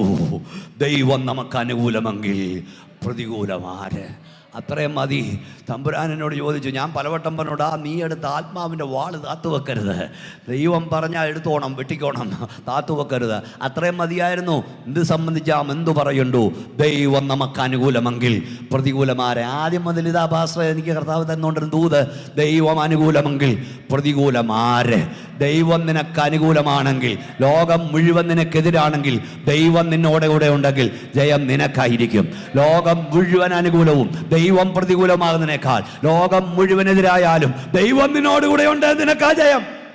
അതാ ദാവീദ് പറഞ്ഞു, എനിക്ക് വിരോധമായി പാളയം ഇറങ്ങിയിരിക്കുന്ന 1000 ജനങ്ങളെ കണ്ട് ഞാൻ ഭയപ്പെടില്ല. ഞാൻ അവിടെ ഇരുന്നുകൊണ്ട് പറഞ്ഞു, നാളെ ഞാൻ പ്രസിദ്ധീകരിക്കും. കുറച്ച് കൊള്ളുന്നതായിരുന്നു, കുറേ ദൂരവ്യാപകം പോകുന്നതായിരുന്നു. എല്ലാവരും എന്നോട് പറഞ്ഞു, അയ്യോ പ്രശ്നമാ, കുഴപ്പമാ. കർത്താവ് എന്നോട് പറഞ്ഞു, ഞാൻ അനുകൂലമെങ്കിൽ പ്രതികൂലമാര്. നിങ്ങൾ സ്തോത്രം പറഞ്ഞില്ലല്ലോ. യേശു കർത്താവിൻ്റെ കുരിശിൻ്റെ ചുവട്ടിൽ പിശാചെതിരായി നിൽക്കുന്നു, റോമൻ പടയാളികളെതിരായി നിൽക്കുന്നു, സ്വന്തം ജനമെതിരായി നിൽക്കുന്നു. അവിടെ വായിച്ചത് സിംഹം വാവളം നിൽക്കുന്നു, കാട്ടുപോത്തുക്കൾ നിൽക്കുന്നു. കാട്ടുപോത്തെന്ന് ഏകവചനമല്ല, കാട്ടുപോത്തുക്കൾ. എന്താണ് കാട്ടുപോത്തിന്റെ പ്രത്യേകത? യോബിന്റെ പുസ്തകം 39 വാക്യങ്ങൾ. Job chapter 39:9. യോബിന്റെ പുസ്തകം 39:9. കാട്ടുപോത്ത് നിന്നെ വഴിപ്പെട്ട് സേവിക്കുമോ? കാട്ടുപോത്തിനെ വഴിപ്പെട്ട് സേവിക്കുമോ? അത് നിന്നെ പുൽത്തൊട്ടിക്കരികെ രാപാർക്കുമോ? കാട്ടുപോത്തിനെ നിനക്ക് കയറിട്ട് ഉഴവിന് കൊണ്ടുപോകാമോ? അത് നിന്റെ പിന്നാലെ നിലം നിരത്തുമോ? അതിന്റെ ശക്തി വലുതാകിയാൽ നീ അതിനെ വിശ്വസിക്കുമോ? നിന്റെ വേല നീ അതിന് പരമേൽപ്പിച്ചു കൊടുക്കുമോ? ബലമേറിയ ജീവി, ശക്തിയേറിയ ജീവി, അനുസരിക്കാത്ത ജീവി, കീഴ്പ്പെടാത്ത ജീവി. 92 സങ്കീർത്തനം 10 വാക്യം, എങ്കിലും എൻ്റെ കൊമ്പ് നീ കാട്ടുപോത്തിന്റെ കൊമ്പ് പോലെ ഉയർത്തുന്നു. ബലമുള്ള കൊമ്പുള്ള ജീവി. സംഖ്യാപുസ്തകം 24:8. കാട്ടുപോത്തിന് തുല്യമായ ബലം അവനുണ്ട് ഇസ്രായേലിനെ കുറിച്ച്. അപ്പം ബലമേറിയ ജീവി, ശക്തിയേറിയ ജീവി, വലിയ കൊമ്പുള്ള ജീവി, അനുസരിക്കാത്ത ജീവി. ഇങ്ങോട്ട് നോക്കിയേ, ഈ കാട്ടുപോത്ത് കൂട്ടത്തോട് വന്നാലേ, നിങ്ങൾ കണ്ടിട്ടുണ്ടോ ആനിമൽ പ്ലാനറ്റിലൊക്കെ? പോത്തുക്കൾ ഒന്നല്ല, കൂട്ടത്തോടെ വന്നാൽ സിംഹം രക്ഷപ്പെടില്ല. നിങ്ങൾ അടിച്ചു നോക്കണം യൂട്യൂബില്. ഈയിടെ ഒരു സിംഹത്തെ, കാട്ടിലെ രാജാവായ സിംഹത്തെ ഒരു കാട്ടുപോത്ത് കുത്തി അങ്ങോട്ടിട്ട് കൊടുക്കുന്നു, മറ്റവന് കുത്തി ഇങ്ങോട്ടിടുന്നു. ഫുട്ബോൾ കളിക്കുന്ന സിംഹത്തെ. ആന കാട്ടിലെ വലിയ ജീവിയാ, ശക്തിയേറിയ ജീവിയാ. അവൻ വന്ന് ഇവന്മാരുടെ കൊമ്പുകൾക്കിടയിൽ പെട്ടാൽ രക്ഷപ്പെടില്ല. ഒന്നുകൂടെ പറയാം, കാട്ടുപോത്തിന്റെ കൊമ്പുകൾക്കിടയിൽ നിന്ന് കാട്ടിലെ രാജാവായ സിംഹം രക്ഷപ്പെടില്ല. ബലമേറിയ ജീവിയായ ആന രക്ഷപ്പെടില്ല. അങ്ങനെയാണെങ്കിൽ കാട്ടുപോത്തിന്റെ കൊമ്പുകൾക്കിടയിൽ ഒരാടകപ്പെട്ടാലോ? ഓ ശബാർക്കനിയ, ഇന്ന് രാത്രി ഞാൻ ദൈവാത്മാവിൽ പറയാം, കാട്ടിലെ രാജാവായ സിംഹം രക്ഷപ്പെടാത്തിടത്ത്, ബലമേറിയ ജീവിയായ ആന രക്ഷപ്പെടാത്തിടത്ത്, ദൈവത്തിന്റെ ആട് നീ രക്ഷപ്പെടും. ദൈവം നിന്നെ രക്ഷപ്പെടുത്തും. ശക്തിയോട് സ്തോത്രം പറഞ്ഞാട്ട്. നിന്നേക്കാൾ ശക്തന്മാർ, നിന്നേക്കാൾ പിടിപാടുള്ളവർ, നിന്നേക്കാൾ സ്വാധീനതയുള്ളവർ, നിന്നേക്കാൾ സമ്പത്തുള്ളവർ അകപ്പെട്ടിട്ട് രക്ഷപ്പെടാത്തിടത്ത് നിന്ന് ബലഹീനനായ നിന്നെ, മുട്ടുമടക്കുന്ന നിന്നെ, ദൈവത്തിൽ കരയുന്ന നിന്നെ ദൈവം രക്ഷപ്പെടുത്തും. ഹോ ശക്തവറിയ, കരമടിച്ച് ശക്തിയോട് വാതുറും ദൈവത്തെ മഹത്വപ്പെടുത്ത്. ഓരോ വാക്കും പരിശുദ്ധാത്മാവും ഞാൻ പ്രവചിക്കുകയാണ്. പലരും പട്ടുപോയിടത്ത് ദൈവം നിന്നെ രക്ഷപ്പെടുത്തും. നീ ദൈവം നിന്നെ രക്ഷപ്പെടുത്തിയിട്ടില്ലേ?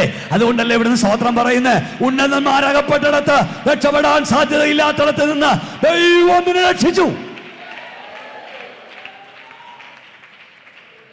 സ്തോത്രം. ഞാൻ പലപ്പോഴും പറയും, ചെറിയ പ്രശ്നങ്ങൾ വന്നിട്ട് ഇവിടെ നിൽപ്പാൻ കഴിയാതെ കൊച്ചുങ്ങളെ കൊന്ന് പലരും ചത്തപ്പോഴും ഈ ഗ്രൗണ്ടിൽ, ഈ ഹോളിൽ വന്ന് ദൈവത്തെ ആരാധിക്കുന്ന ദൈവവേദനെ, വലിയ പ്രശ്നങ്ങൾ വന്നിട്ടും നീയും നിന്റെ കുഞ്ഞുങ്ങളും ചാകാഞ്ഞത് ദൈവം നിന്റെ മേൽ പകർന്ന അഭിഷേകമാണ്. വേദവസൊരു വാക്യമുണ്ട്, ദുഷ്ടന് വളരെ വേദനകളുണ്ട്. യഹോവയിൽ ആശ്രയിക്കുന്നവനെയോ ദയ ചുറ്റിക്കൊള്ളും. അതിന്റെ അർത്ഥം എന്താ? ദുഷ്ടന് വേദനയുണ്ട്, രക്ഷിക്കപ്പെട്ട നിനക്കും വേദനയുണ്ട്. അവന് കടഭാരമുണ്ട്, നിനക്കും കടഭാരമുണ്ട്. അവൻ അപമാനമുണ്ട്, നിനക്കും അപമാനമുണ്ട്. അവന് രോഗമുണ്ട്, നിനക്കും രോഗമുണ്ട്. എന്നാൽ അവനില്ലാത്തതൊന്ന് ദൈവം നിനക്ക് നൽകിയിട്ടുണ്ട്. യഹോവയിൽ ആശ്രയിക്കുന്നവനെയോ ദയ ചുറ്റിക്കൊള്ളൂ.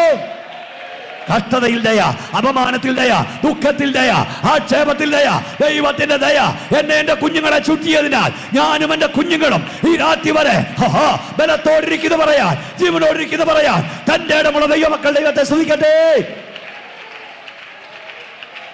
ശക്തിയോടെ കരമടിച്ച് ആത്മാവിൽ ആരാധിച്ചാൽ എല്ലാവരും.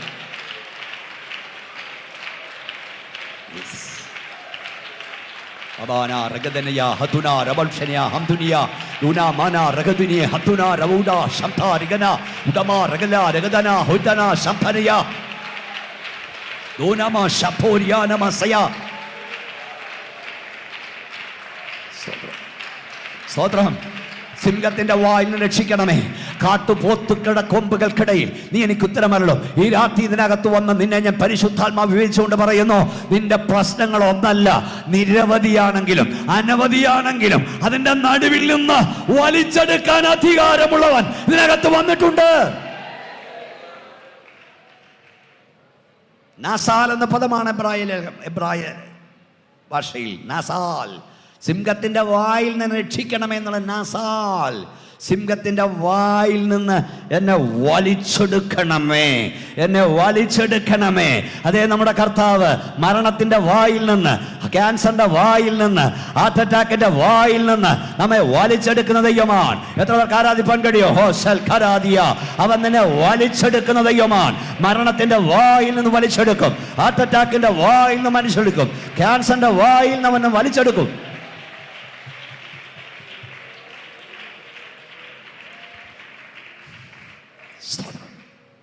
വലിച്ചെടുക്കണമേ, വലിച്ചെടുക്കണമേ. കൂട്ടത്തോട് വന്നിരിക്കുകയാണ്. അതിൻ്റെ നടുവിൽ കർത്താവ് അകപ്പെട്ടിരിക്കുന്നു.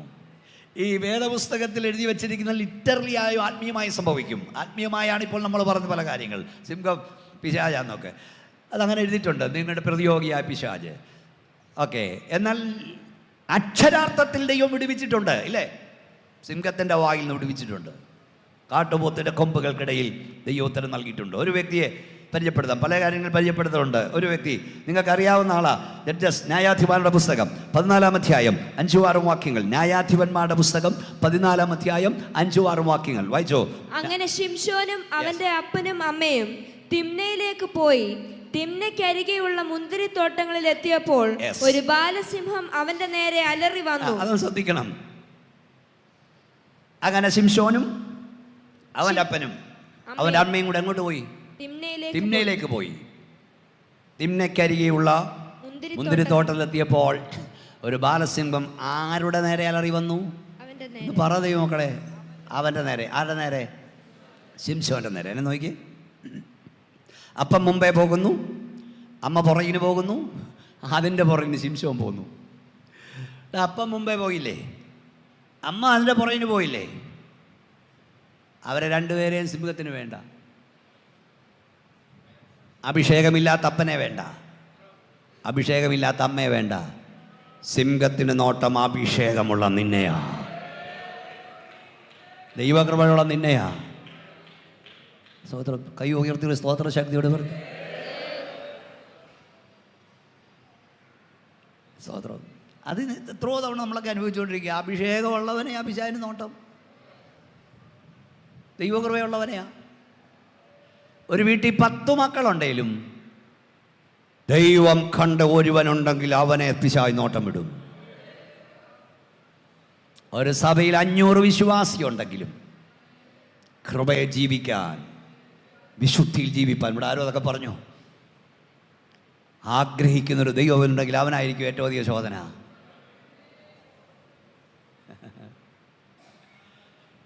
ഷായുടെ വീട്ടിൽ 8 പിള്ളേരുണ്ടായിരുന്നു.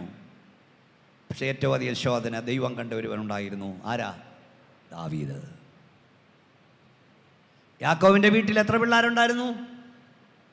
13. എല്ലാവരും 12 പറയും. ഒരു പെങ്കൊച്ചൂടുണ്ടായിരുന്നു. പക്ഷേ ഏറ്റവും അധികം ശോധന അവിടെ ദർശനം കാണുന്ന ഒരുവനുണ്ടായിരുന്നു, യോസഫ്. അവനായിരുന്നു. താൻ ചെയ്യാത്ത കുറ്റത്തിന് പൊട്ടക്കിണറ്റിൽ പോയി. താൻ ചെയ്യാത്ത കുറ്റത്തിന് ജയിലിൽ പോയി. താൻ ചെയ്യാത്ത കുറ്റത്തിന് അപമാനിതനായി. നല്ല രാത്രി യേശുവിൻ നാമത്തിൽ ഞാൻ പറയാം, ഏത് രാജവീതിയിലൂടെ യോസഫ് അപമാനിതനായി വിലങ്ങുവേയപ്പെട്ടവനായി നടന്നു നീങ്ങിയോ, അതേ രാജവീതിയിലൂടെ രാജകിങ്കരന്മാരുടെ അകമ്പടിയോട് മടക്കി വരുത്തിയ ദൈവകൃപ ഇന്ന് രാത്രി ഇവിടെ വ്യാപരിക്കുന്നു.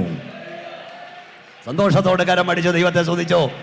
നീ എവിടെ അപമാനിക്കപ്പെട്ടോ, നീ എവിടെ ആക്ഷേപിക്കപ്പെട്ടോ, നീ എവിടെ നിന്ദിക്കപ്പെട്ടോ, നീ എവിടെ ഒറ്റപ്പെട്ടോ, ആര് നിന്നെ കരയിപ്പിച്ചോ, ആര് നിന്നെ വേദനിപ്പിച്ചോ, അവിടെ ദൈവം നിനക്ക് വേണ്ടി അത്ഭുതങ്ങളെ ചെയ്യും. ശക്തിയോടെ കരമടിച്ച് ആരാധിച്ചാട്ട്. നീ അപമാനിക്കപ്പെട്ടിടത്ത്, നീ നിന്ദിക്കപ്പെട്ടിടത്ത്, നീ ഒറ്റപ്പെട്ടിടത്ത്, നീ കരഞ്ഞടത്ത് ദൈവം നിന്നെ ആദരിക്കും.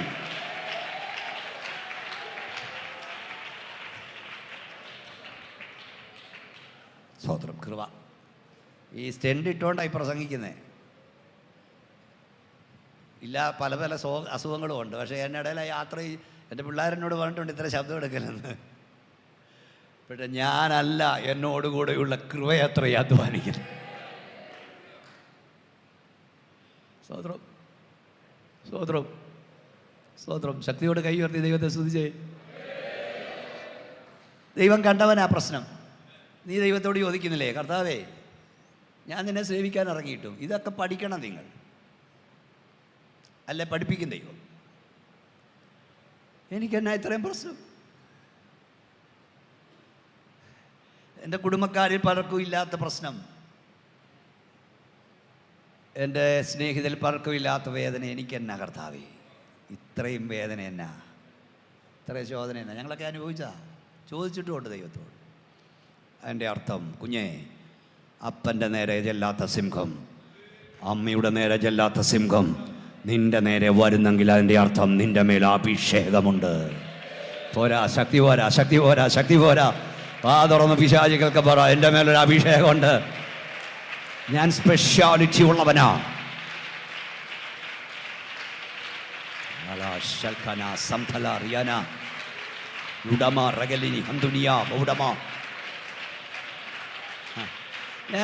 ഞാൻ ഈ സുവിശേഷ വേലയ്ക്ക് ഇറങ്ങിയപ്പോൾ മുതൽ എവിടെ പ്രവർത്തനം വെക്കുന്നു അവിടെ എല്ലാം പ്രശ്നമായിരുന്നു. പാസ്സറിയാം. അവിടെ ആളുകളല്ല എന്ന് പറഞ്ഞാൽ പെന്തക്കോസുകാരുൾപ്പെടെ എനിക്കെതിരെ വരും. കാരണം അവർക്ക് പേടിയാ. അപ്പം ഞാൻ ചോദിച്ചു, കർത്താവേ ഇവരെല്ലാം എന്നെ, നിൻ്റെ മേലെ അഭിഷേകമുണ്ട്. അഭിഷേകത്തിനെ അഭിഷേകന് പേടി, നോട്ടം. അപ്പം അവർ പറയാ, നീ എന്നും ഓസിക്കുന്നു, നീ എന്നും പ്രാർത്ഥിക്കുന്നു, നീ കരയുന്നു, നിനക്കെന്തും പ്രശ്നം. എനിക്കൊരു പ്രശ്നമില്ലല്ലോ. ഇല്ല, നീ സാത്താൻ്റെ ആമാശയത്തിൽ കിടക്കുക, അവന് നിന്നെ നോട്ടമേ ഇല്ല. എന്നാൽ കരയുന്നവനെ നോട്ടമുണ്ട്, പ്രാർത്ഥിക്കുന്നവനെ നോട്ടമുണ്ട്, ആത്മഭാരമുള്ളവനെ നോട്ടമുണ്ട്, ആത്മാക്കൾക്ക് വേണ്ടി ഇടിവിൽ നിൽക്കുന്നവനെ നോട്ടമുണ്ട്, വിശുദ്ധി ആഗ്രഹിക്കുന്നവനെ സാത്താന് നോട്ടമുണ്ട്, അധികാരത്തിന്റെ അഭിഷേക നിറവിൽ പ്രസംഗിക്കുന്നവനെ സാത്താന് നോട്ടമുണ്ട്. കഥായോത്തിനും വന്നിരുന്ന ഉറക്കം പ്രസംഗിക്കുമ്പോൾ എനിക്ക് ചില പാസ്റ്റർമാർ ഇരിപ്പൊക്കെ കാണുമ്പം ഭയങ്കര പ്രശ്നമാണ്. ഞാൻ ഇവിടെ ആയതുകൊണ്ട് മിണ്ടാൻ നിൽക്കുക, ഉള്ള കാര്യം ഒന്ന് പറഞ്ഞേക്കാം. സ്വതന്ത്രം. അയ്യോ, ആയിക്കോട്ടെ വിട്ടു, ഒരു ഓക്കോക്കെയാ. സത്യം ഞാൻ പറയാം, ഞാനോടൊത്ത് പ്രസംഗിക്കുമ്പം ജനം ഇളകി മറിയുമ്പം മോനെ ഒരു കൂർക്കം വലി. ഇത് സത്യോ? ചേച്ചി അധ്യക്ഷനാ കൂർക്കം വലിക്കുന്നത്. എന്നാ ഇവർ വീട്ടിലാണ് കിടന്ന് ഉറങ്ങരുതോടെ. സ്തോത്രം പറയാത്ത, ഹല്ലേലൂയ പറയാത്ത, ആരാധിക്കാത്ത ഒരുത്തനെ സ്റ്റേജിൽ കയറ്റി ഇരുത്തരുത്. സ്തോത്രം കേൾക്കുന്നില്ല. ശക്തിയോടെ കരമടിച്ച് ദൈവത്തെ ആത്മാവിൽ ആരാധിക്കാത്ത, അന്യഭാഷ വിമർശിക്കുന്ന, പരിശുദ്ധാത്മാവിന്റെ കുറ്റം പറയുന്ന ഒരുത്തനെ സ്റ്റേജിൽ ഇരുത്തരുത്. ലൈവ് പോവല്ലേ, പോട്ടെ. സ്തോത്രം. ചങ്ക് പൊട്ടുക. അപ്പം ചിലർ പറയും, നിങ്ങളെന്താ വന്നിരിക്കുന്നത്? എൻ്റെ പൊന്നെ, അതും പോണമല്ലോ കൂട്ടത്തിൽ, ഇല്ലേ മോനെ? ഞങ്ങൾ ഈ സ്റ്റേജിലേക്ക് വരും. നിങ്ങൾ ചിന്തിച്ച്, നാളെ എനിക്ക് രാവിലെ മീറ്റിംഗ് ഉണ്ട്, ഞാൻ 2 കൊടുക്കാറേയില്ല പകലിനകത്ത്. ഫാസ്റ്റർ പൂക്കാരോട് ഞാൻ പറഞ്ഞു, കൊടുക്കാറേയില്ല ഇപ്പോൾ ഒരു നേരം. അതിന് തന്നെ വയ്യ. കർത്താവ് നടത്തുക. ഈ ആഴ്ച ഇവിടെ എല്ലാം പലയിടത്തും ഉണ്ട്. ഒരു ദിവസം പോലും ഇവിടുത്തെ മെയിൻ പല യോഗങ്ങൾക്ക് എന്നെ വിളിച്ച ഈ ആഴ്ച എനിക്ക് നേരമില്ല. അപ്പോൾ ഈ സ്റ്റേജിലോട്ട് വരുന്നത് എങ്ങനെയാണെന്ന് നിങ്ങൾക്കറിയാവോ? അത് ഇനിയെങ്കിലും പഠിക്കണം.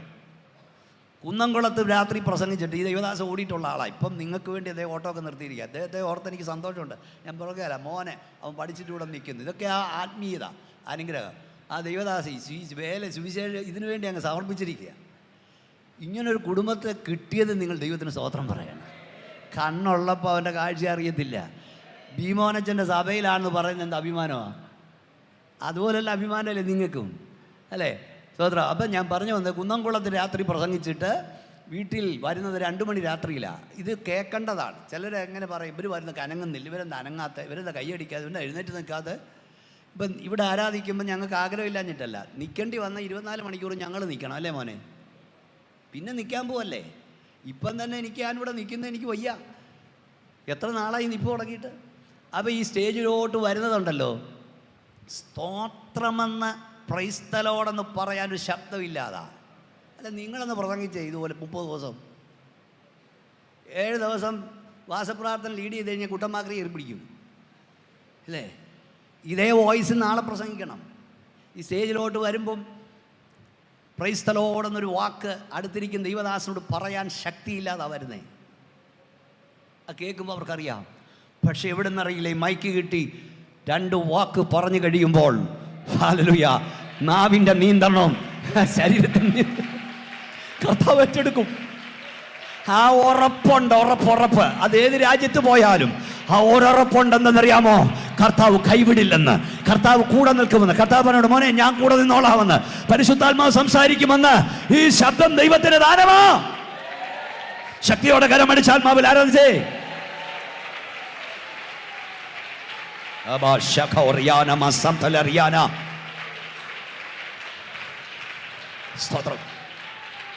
ഒരു സിംഹം അവന്റെ നേരെ ഇറങ്ങി വന്നു. മറ്റു പലർക്കും ഇല്ലാത്ത ശോധന നിനക്കുണ്ട്, മറ്റു പലർക്കും ഇല്ലാത്ത വെളിപ്പാട് നിന്റെ മേലുണ്ട്. ഒരു സിംഹം അവന്റെ നേരെ അലറി വന്നു. ആരാ വായിക്കുന്നേ? വായിച്ചേ. ഒരു സിംഹം അവന്റെ നേരെ അലറി വന്നു. വായിക്കും. അപ്പോൾ യഹോവയുടെ ആത്മാവും അവന്റെ മേൽ വന്നു. അതങ്ങനെ വായിച്ചാൽ ഒക്കത്തില്ല. ഒന്നുകൂടെ വായിച്ചേ. അപ്പോൾ പറഞ്ഞേ. അപ്പോൾ പറഞ്ഞേ. അയ്യോ, കൈ ഉയർത്തിയേ, എല്ലാവരും കൈ ഉയർത്തിയേ, ശക്തിയോടെന്ന് പറഞ്ഞേ. അപ്പോൾ ഉറക്കെ പറ. അപ്പോൾ ഒന്നുകൂടെ പറ. അപ്പോൾ എപ്പോൾ അപ്പോൾ എപ്പോൾ അപ്പോൾ എപ്പോൾ ഒരു സിംഹം അവന്റെ നേരെ അലറി വന്നപ്പോൾ ദൈവത്തിന്റെ ആത്മാവും ശക്തിയോടെ അവന്റെ മേൽ വന്നു. ഈ രാത്രി ആരാധിക്കും ദൈവവൈതലേ, അഭിഷേകം പ്രാപിച്ച ദൈവവൈതലേ, എപ്പോൾ സിംഹം നിന്റെ നേരെ വരുമോ അപ്പോൾ അഭിഷേകം നിന്റെ മേൽ വരും. എപ്പോൾ അഭിഷേകം വേണോ അപ്പോൾ അഭിഷേകം, എപ്പോൾ കൃപ വേണോ അപ്പോൾ കൃപ, എപ്പോൾ ശക്തി വേണോ അപ്പോൾ ശക്തി. അപ്പോൾ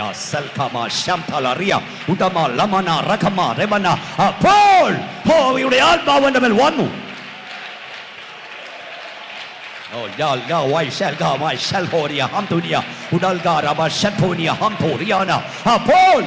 ആത്മാവിന്റെ മേൽ വന്നു. എപ്പോൾ കൃപ വേണോ അപ്പോൾ കൃപ, എപ്പോൾ അഭിഷേകം വേണോ അപ്പോൾ അഭിഷേകം, എപ്പോൾ ശക്തി വേണോ അപ്പോൾ ശക്തി. അതിനായി കൃപ, അതിനായി അഭിഷേകം. 2 അന്യഭാഷ പറഞ്ഞ് നിർത്താൻ വേണ്ടി അല്ല ഈ അഭിഷേകം. എപ്പോൾ കൃപ വേണോ അപ്പോൾ കൃപ. എന്താ അവിടെ വായിക്കുന്നത്? കയ്യിൽ എന്നെ നോക്കിയിരുന്നു, കയ്യിൽ ഒന്നുമില്ലാതിരിക്കെ, കൂടെ ആരുമില്ലാതിരിക്കെ അവൻ അതിനെ വലിച്ചു കീറി. ദൈവം നിന്റെ മേൽ അഭിഷേകം തന്നിരിക്കുന്നത് അന്യഭാഷ പറഞ്ഞ് നിർത്താൻ വേണ്ടിയല്ല, നിന്റെ ആത്മീയ നന്മകളെ, ഭൗതിക നന്മകളെ, ഹല്ലേലൂയ, വിഴുങ്ങാൻ വരുന്ന, അപകരിപ്പാൻ വരുന്ന സാത്താന്യ ശക്തികളെ വലിച്ചു കീറാനുള്ള അഭിഷേകം ദൈവം നിന്റെ മേൽ തന്നിരിക്കുന്നു.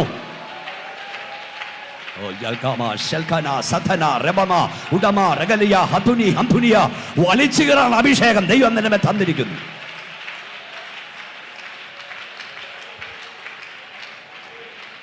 അപ്പോൾ യഹോവയുടെ ആത്മാവിൻ്റെ മേൽ വന്നു. കയ്യിലൊന്നുമില്ലാതിരിക്കെ, കൂടെ ആരുമില്ലാതിരിക്കെ അവനെ വലിച്ചു കീറി. കുഞ്ഞെ, ദൈവം തൻ്റെ ആത്മാവിനാൽ നിന്നെ നിറച്ചത് മറന്നു പോകരുത്. ഇതിനകത്ത് വന്ന് കുറെ അന്യഭാഷ പറഞ്ഞ് നിർത്തിയിട്ട് പോകാനല്ല ദൈവം നിന്റെ മേലെ ആത്മാവിനെ തന്നത്. കയ്യിലൊന്നുമില്ലാതിരിക്കെ, കൂടെ ആരുമില്ലാതിരിക്കെ, നിന്റെ ആത്മീയ നന്മകളെ, നിന്റെ ഭൗതിക നന്മകളെ അപകരിപ്പാൻ വരുന്ന സാത്താന്യ ശക്തികളെ, ഭോഗേച്ഛകളെ, പാപത്തിന്റെ ഭോഗേച്ഛകളെ തകർക്കാനുള്ള അഭിഷേകമാണ് പരിശുദ്ധാത്മാവ് തരുന്നത്. ശക്തിയോടെ കരമടിച്ച് ദൈവത്തെ സ്തുതിച്ച് അന്യഭാഷ പറഞ്ഞു നിർത്താൻ വേണ്ടി മാത്രമല്ല, നിന്റെ ബെഡ്റൂമിൽ, നിന്റെ ഏകാന്തതകളിൽ നിന്നെ വിഴുങ്ങാൻ വരുന്ന പാപത്തിന്റെ ഭോഗേച്ഛകളെ തകർക്കാനുള്ളതാണ് ഈ അഭിഷേകം. ആരാധിക്കുക ശക്തിയോടെ ദൈവത്തെ സ്തുതിക്ക്.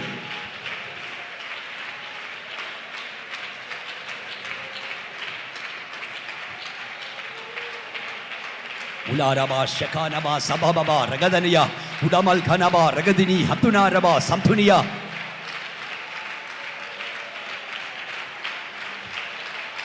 ഓ ഡബാ രഗലി ഹംതുനിയ. ശക്തിയോടെ ആരാധിച്ചോ. ഈ രാത്രി ചില അഭിഷേകത്താൽ നിറയെ, ചില ദർശനങ്ങൾ പ്രാപിക്ക്, ചില വെളിപ്പാടുകൾ കാണ്, ആത്മാവിൽ പ്രവചിക്ക്.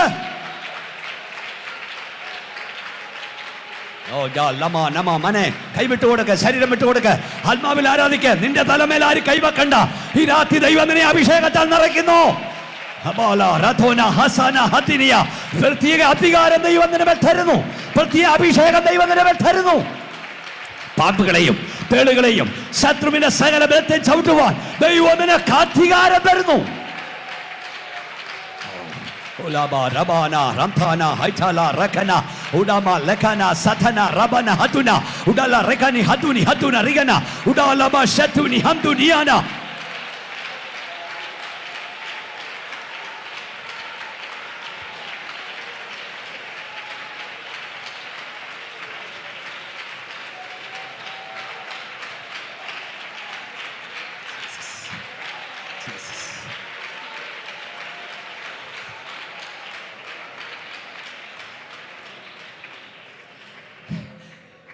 ഈ സിംഹം അപ്പന്റെ നേരെ ആയിരുന്നെങ്കിൽ അതവരെ വിഴുങ്ങിക്കളയുമായിരുന്നു.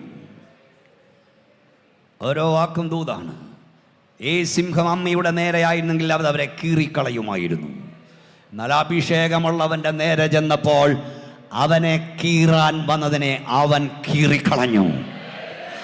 അവനെ തകർക്കാൻ വന്നതിനെ അവൻ തകർത്ത് കളഞ്ഞു. രണ്ട് ദൂത് പരിശുദ്ധാത്മാവ് ഞാൻ പറയുന്നു. നീ അനുഭവിച്ചത്, നിന്റെ കുഞ്ഞുങ്ങൾ അനുഭവിച്ചത്, നിന്റെ കുടുംബം അനുഭവിച്ചത് കഴിഞ്ഞ നാളിൽ മറ്റു പലരുടെയും നേരെയായിരുന്നെങ്കിൽ അവർ ഈ ഭൂവിൽ കാണുകയില്ലായിരുന്നു.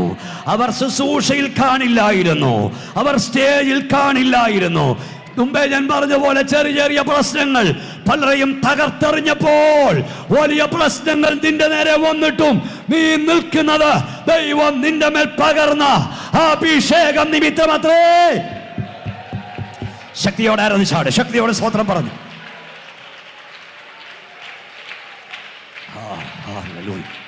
ഓ ശിഖമ സതനിയ വിമാന റദന റഗല റബന ഉഡാനമ ശകോനിയ ഹംതുനിയ. രണ്ട്, ദൈവം നിന്റെ മേൽ അഭിഷേകം തന്നത് നിന്നെ ഒതുക്കാൻ വരുന്നതിനെ നീ യേശുവിൻ്റെ നാമത്തിൽ ഒതുക്കണം. നിന്നെ തകർക്കാൻ വരുന്നതിന് യേശുവിൻ്റെ നാമത്തിൽ നീ തകർക്കണം. നിന്നെ വെല്ലുവിളിക്കുന്ന ശക്തികളെ യേശുവിൻ്റെ നാമത്തിൽ നീ വെല്ലുവിളിക്കണം. അല്പനിമിഷം യേശുവിൻ്റെ നാമത്തിൽ സ്തോത്രം പറഞ്ഞാട്ട് നിന്റെ ശരീരത്തെ ഒതുക്കാൻ നോക്കുന്ന രോഗബന്ധനങ്ങളെ യേശുവിൻ്റെ നാമത്തിൽ നീ ഒതുക്കുന്ന രാത്രിയായി മാറട്ടെ. നിന്നെ തകർക്കാൻ വരുന്ന ആഭിചാര ശക്തികളെ, അന്യായ ആരാധന ശക്തികളെ യേശുവിൻ്റെ നാമത്തിൽ ഓ ഷൽഖോറിയ ഈ രാത്രി നീ തകർത്ത് കളയുക, തകർത്ത് കളയുക, തകർത്ത് കളയുക. നിന്നാൽ ഞാൻ പലർക്കും നേരെ പാഞ്ഞിയല്ലോ, എന്റെ ദൈവത്താൽ ഞാൻ മതിൽ ചാടി കടക്കും.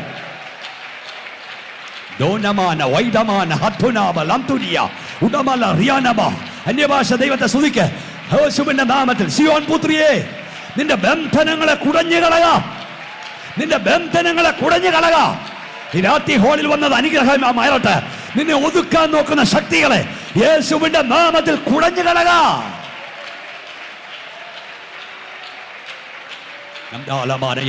നിന്നെ തകർക്കാൻ നോക്കുന്ന രോഗബന്ധനങ്ങളെ യേശുവിന്റെ നാമത്തിൽ തകർത്ത് കളക. വാ തുറന്ന് പറഞ്ഞാട്ട് ഞാൻ തകർക്കുന്നെന്ന് പറഞ്ഞാട്ട്, അതിന് ഞാൻ ഉടയ്ക്കുന്നെന്ന് പറഞ്ഞാട്ട്, യേശുവിന്റെ നാമത്തിൽ ദൈവശക്തി വ്യാപരിക്കട്ടെ.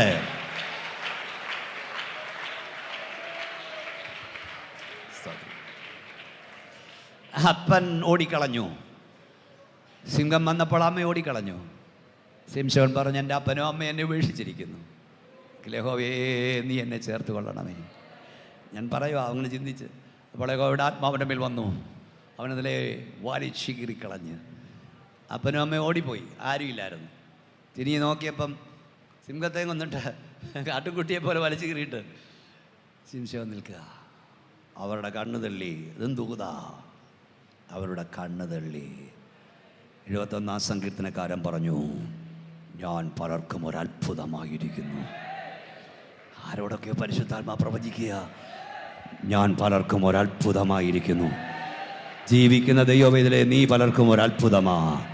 നീ വൈദ്യശാസ്ത്രൻ അത്ഭുതമാ, നീ മന്ത്രവാദിക്ക് അത്ഭുതമാ, നീ ആഭിചാരകൻ അത്ഭുതമാ, നീ ശുദ്രക്കാരൻ അത്ഭുതമാ, നീ 4-ാം വേദക്കാരൻ അത്ഭുതമാ, നീ ഡോക്ടർമാർക്ക് അത്ഭുതമാ. ഓ, നീ പിശാചിന് അത്ഭുതമാ. പാസ്റ്റർ രാജു പൂവക്കാല, നിങ്ങൾ പിശാചിനൊരു അത്ഭുതമാണ് മോനെ. നീ പലർക്കും ഒരു അത്ഭുതമാണ്. ഈ മോനച്ചൻ സാത്താൻ ഒരു അത്ഭുതമാ. നിനക്ക് ശരീരക്ലേശം വന്നപ്പോൾ, നിനക്ക് ഹാർട്ട് അറ്റാക്ക് വന്നപ്പോൾ, നിനക്ക് കൊറോണ വന്നപ്പോൾ പിശാചി ചിന്തിച്ച് നിന്റെ ഇടപാട് തീർന്നെന്ന്, നിന്റെ ശബ്ദം തീർന്നെന്ന്, നിന്റെ ശല്യം തീർന്നെന്ന്. എന്നാൽ പൂർവാധിക ശക്തിയോടെ യേശുവിനെ ഉയർത്താൻ ദൈവം നിനക്ക് അഭിഷേകം തന്നു. കരമടിച്ചോണ്ട് പറ, സാത്താൻ കേൾക്ക പറ, ഞാൻ പലർക്കും ഒരു അത്ഭുതമാകുന്നു. കരമടിച്ച് ആത്മാവിൽ ആലോചിച്ച് പറ, ഞാൻ പലർക്കും ഒരു അത്ഭുതമത്രേ.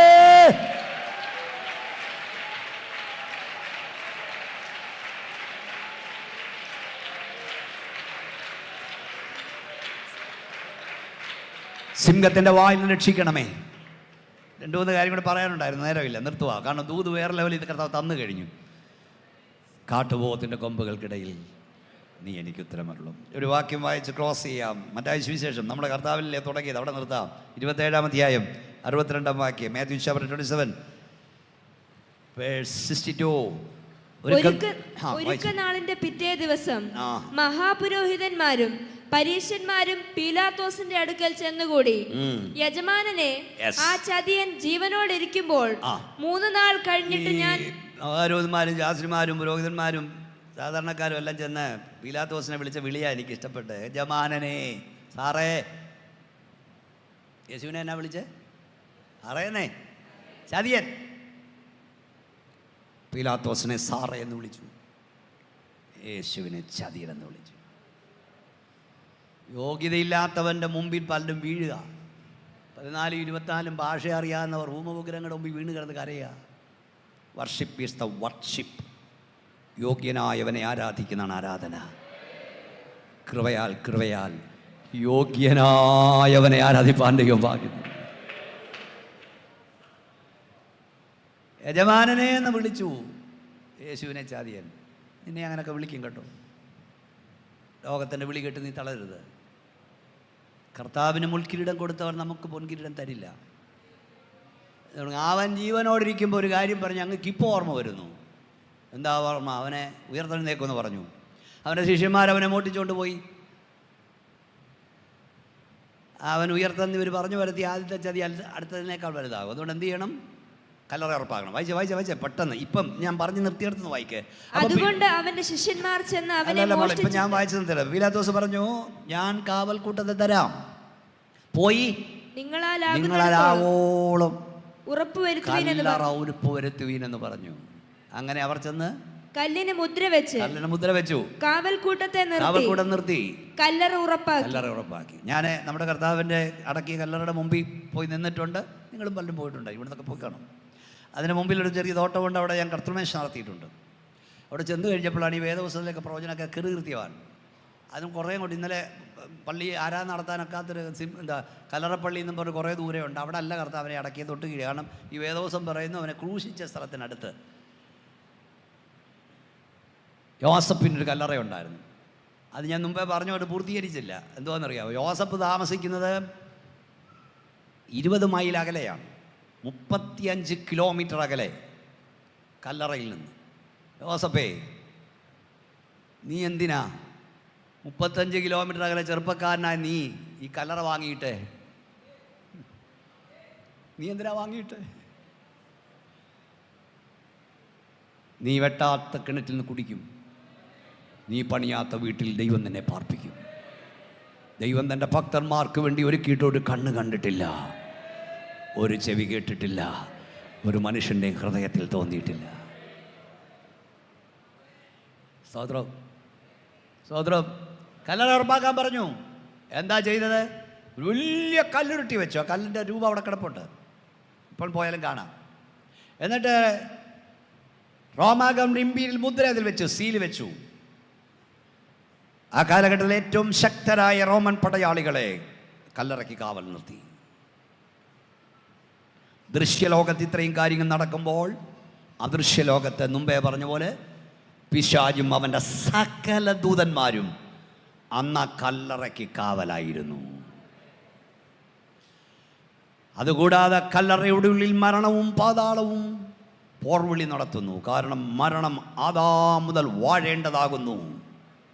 അവൻ്റെ കയ്യിൽ കിട്ടിയവനെ ഒന്നും അവൻ വിട്ടുകൊടുത്തിട്ടില്ല, വിട്ടുകൊടുക്കില്ല. മരണവും പാതാളവും, മരണം പാതാളം എൻ്റെ കയ്യിൽ കിട്ടിയവനെ വിട്ടുതരില്ലെന്ന് പോർവിളി നടത്തുന്നു. ഒന്നുകൂടെ പറയാം, സിംഹത്തിൻ്റെ വായിൽ നിന്ന് എന്നെ രക്ഷിക്കണേ, കാട്ടുപോത്തിൻ്റെ കൊമ്പുകൾക്കിടയിൽ നീ എനിക്ക് ഉത്തരമരുളും. പിശാച് ആ കല്ലറയുടെ വാതിലിൽ വാപളം നിൽക്കുന്നു. അവൻ്റെ 1000 ദൂതന്മാർ നിൽക്കുന്നു. ലോകത്തിലെ ഏറ്റവും വലിയ സൈന്യ ശക്തി കാവൽ നിൽക്കുന്നു. റോമാ ഗവൺമെൻറ് ഇമ്പീരിയൽ മുദ്ര അതിൽ പതിച്ചിരിക്കുന്നു. അദൃശ്യലോകത്തെ പിശാചുവിൻ്റെ കൂട്ടരും കാവൽ നിൽക്കുന്നു. മരണവും പാതാളവും യേശു ഉയർക്കാതിരിപ്പാൻ കാവൽ നിൽക്കുന്നു. പക്ഷേ അപ്പോസ്തലപ്രവൃത്തി 2-ാം അധ്യായം 22 മുതലുള്ള വാക്യങ്ങളിൽ പറയുന്നു, മരണം അവനെ പിടിച്ചു വെക്കുന്നത് അസാധ്യമായിരുന്നു. കൈയുയർത്തി പറ, അസാധ്യമായിരുന്നു. കൈയുയർത്തി പറ, അസാധ്യമായിരുന്നു. കരമടിച്ച് ദൈവത്തെ സൂചിച്ചുകൊണ്ട് പറ, അസാധ്യമായിരുന്നു. അവൻ മരണത്തെ തകർത്തു. ശബ്ദമറിയ പാതാളത്തെ വെല്ലുവിളിച്ചു. റോമൻ ഗവൺമെന്റ് ഇമ്പീരിയൽ മുദ്ര തകർത്ത് അവൻ ഉയർത്തെഴുന്നേറ്റു. 2 കാര്യം പറഞ്ഞു നിർത്താം. നിന്റെ നന്മകളെ മുഴുവൻ ദുഷ്ടപിശാച് ബന്ധിച്ച് മുദ്ര വെച്ചാലും ഒരൊറ്റ വാക്കിനാൽ ആ സകല മുദ്രകളെയും പൊട്ടിക്കാൻ, സകല അധികാരങ്ങളെ അഴിക്കാൻ അധികാരമുള്ളവൻ ഇന്ന് രാത്രി ഇവിടെ കറങ്ങി വന്നിട്ടുണ്ട്. ശക്തിയോടെ ദൈവത്തെ ആരാധിച്ചാട്ടെ. നിന്റെ സകല നന്മകളെയും ശത്രു ബന്ധിച്ച് മുദ്ര വെച്ചാലും അതിനെ അഴിക്കാൻ അവൻ അധികാരമുള്ളവനാണ്.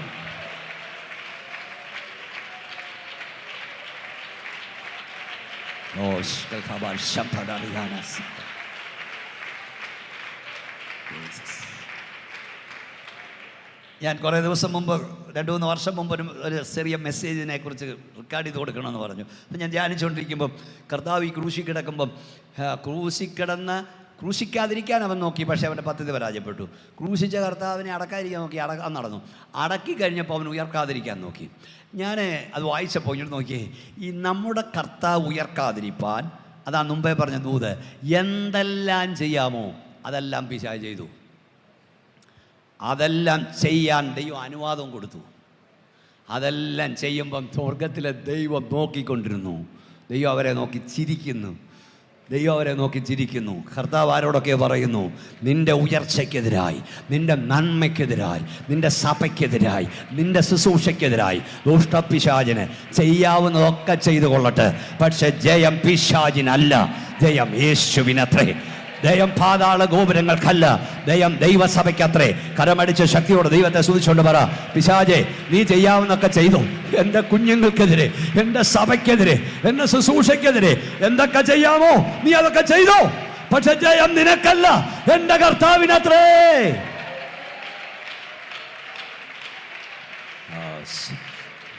കർത്താവ് എന്നോട് ഇന്ന് രാത്രി സംസാരിച്ചെന്ന് വിശ്വസിക്കുന്നവർ മാത്രം കൈയുയർത്തി ദൈവത്തെ സ്തുതിച്ചാണ്. നമുക്കെല്ലാവർക്കും എഴുന്നേറ്റ് നിൽക്കാം. സിംഹത്തിൻ്റെ വായിൽ തന്നെ വിടുവിക്കണേ. മക്കളെ വന്നു കാട്ടുപോത്തിൻ്റെ കൊമ്പുകൾക്കിടയിൽ നീ എനിക്ക് ഉത്തരമുള്ളൂ. ഒരു പ്രശ്നമല്ല, അനവധി പ്രശ്നങ്ങളുടെ നടുവിലാണ് നീയെങ്കിലും സിംഹത്തിൻ്റെ വായിൽ നമ്മൾ നിന്നെ വലിച്ചെടുക്കും. കാട്ടുപോത്തിൻ്റെ കൊമ്പുകൾക്കിടയിൽ ഉത്തരം നൽകും. നീ അനുഭവിക്കുന്ന വേദനയൊന്നും ദൈവദാസന്മാർക്കോ കൂടെ നിൽക്കുന്നവർക്കോ അറിയില്ല. പക്ഷേ ഏത് വ്യക്തിയുടെ നടുവിലും ഒരു കരം നീട്ടപ്പെടും, വലിച്ചെടുക്കപ്പെടും.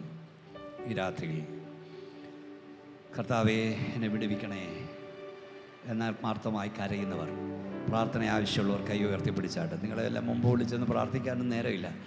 കർത്താവിൻ്റെ കരം നിങ്ങളെ തൊടും. ഉയർത്തപ്പെടുന്ന കരങ്ങൾ കൈകാരം കർത്താവിൻ്റെ കരം തൊടും. കർത്താവേ, നിൻ്റെ കുഞ്ഞുങ്ങളുടെ വേദനയും ഭാരവും ഒന്നും അവിടെ ഇറങ്ങിക്കൂടാ. അങ്ങേക്കറിയാം. ഏത് പ്രതിസന്ധി ആയാലും അങ്ങ് അത്ഭുതം ചെയ്യണം. യേശുവിൻ്റെ നാമത്തിൽ നിൻ്റെ കൈ നീട്ടപ്പെടുന്ന ഓർത്ത് സ്തോത്രം. സൗഖ്യം വ്യാപരിക്കുന്ന ഓർത്ത് സ്തോത്രം. അത്ഭുതം ചെയ്യുന്ന ഓർത്ത് സ്തോത്രം. ശക്തീകരിക്കും യേശുവിൻ്റെ നാമത്തിൽ തന്നെ. ഈ പാട്ട് പാടുമ്പോൾ കണ്ണടച്ച് ശക്തിയോടെ ആരാധിക്കണം. അഭിഷേകം പ്രാപിക്കാത്തവരൊക്കെ പ്രാപിച്ചോണം. വലിയൊരു ആത്മവ്യാപാരത്തിലേക്ക് സഭയെ ദൈവം ഇറക്കാൻ പോകുകയാണ്, ഇറക്കിക്കൊണ്ടിരിക്കുകയാണ്.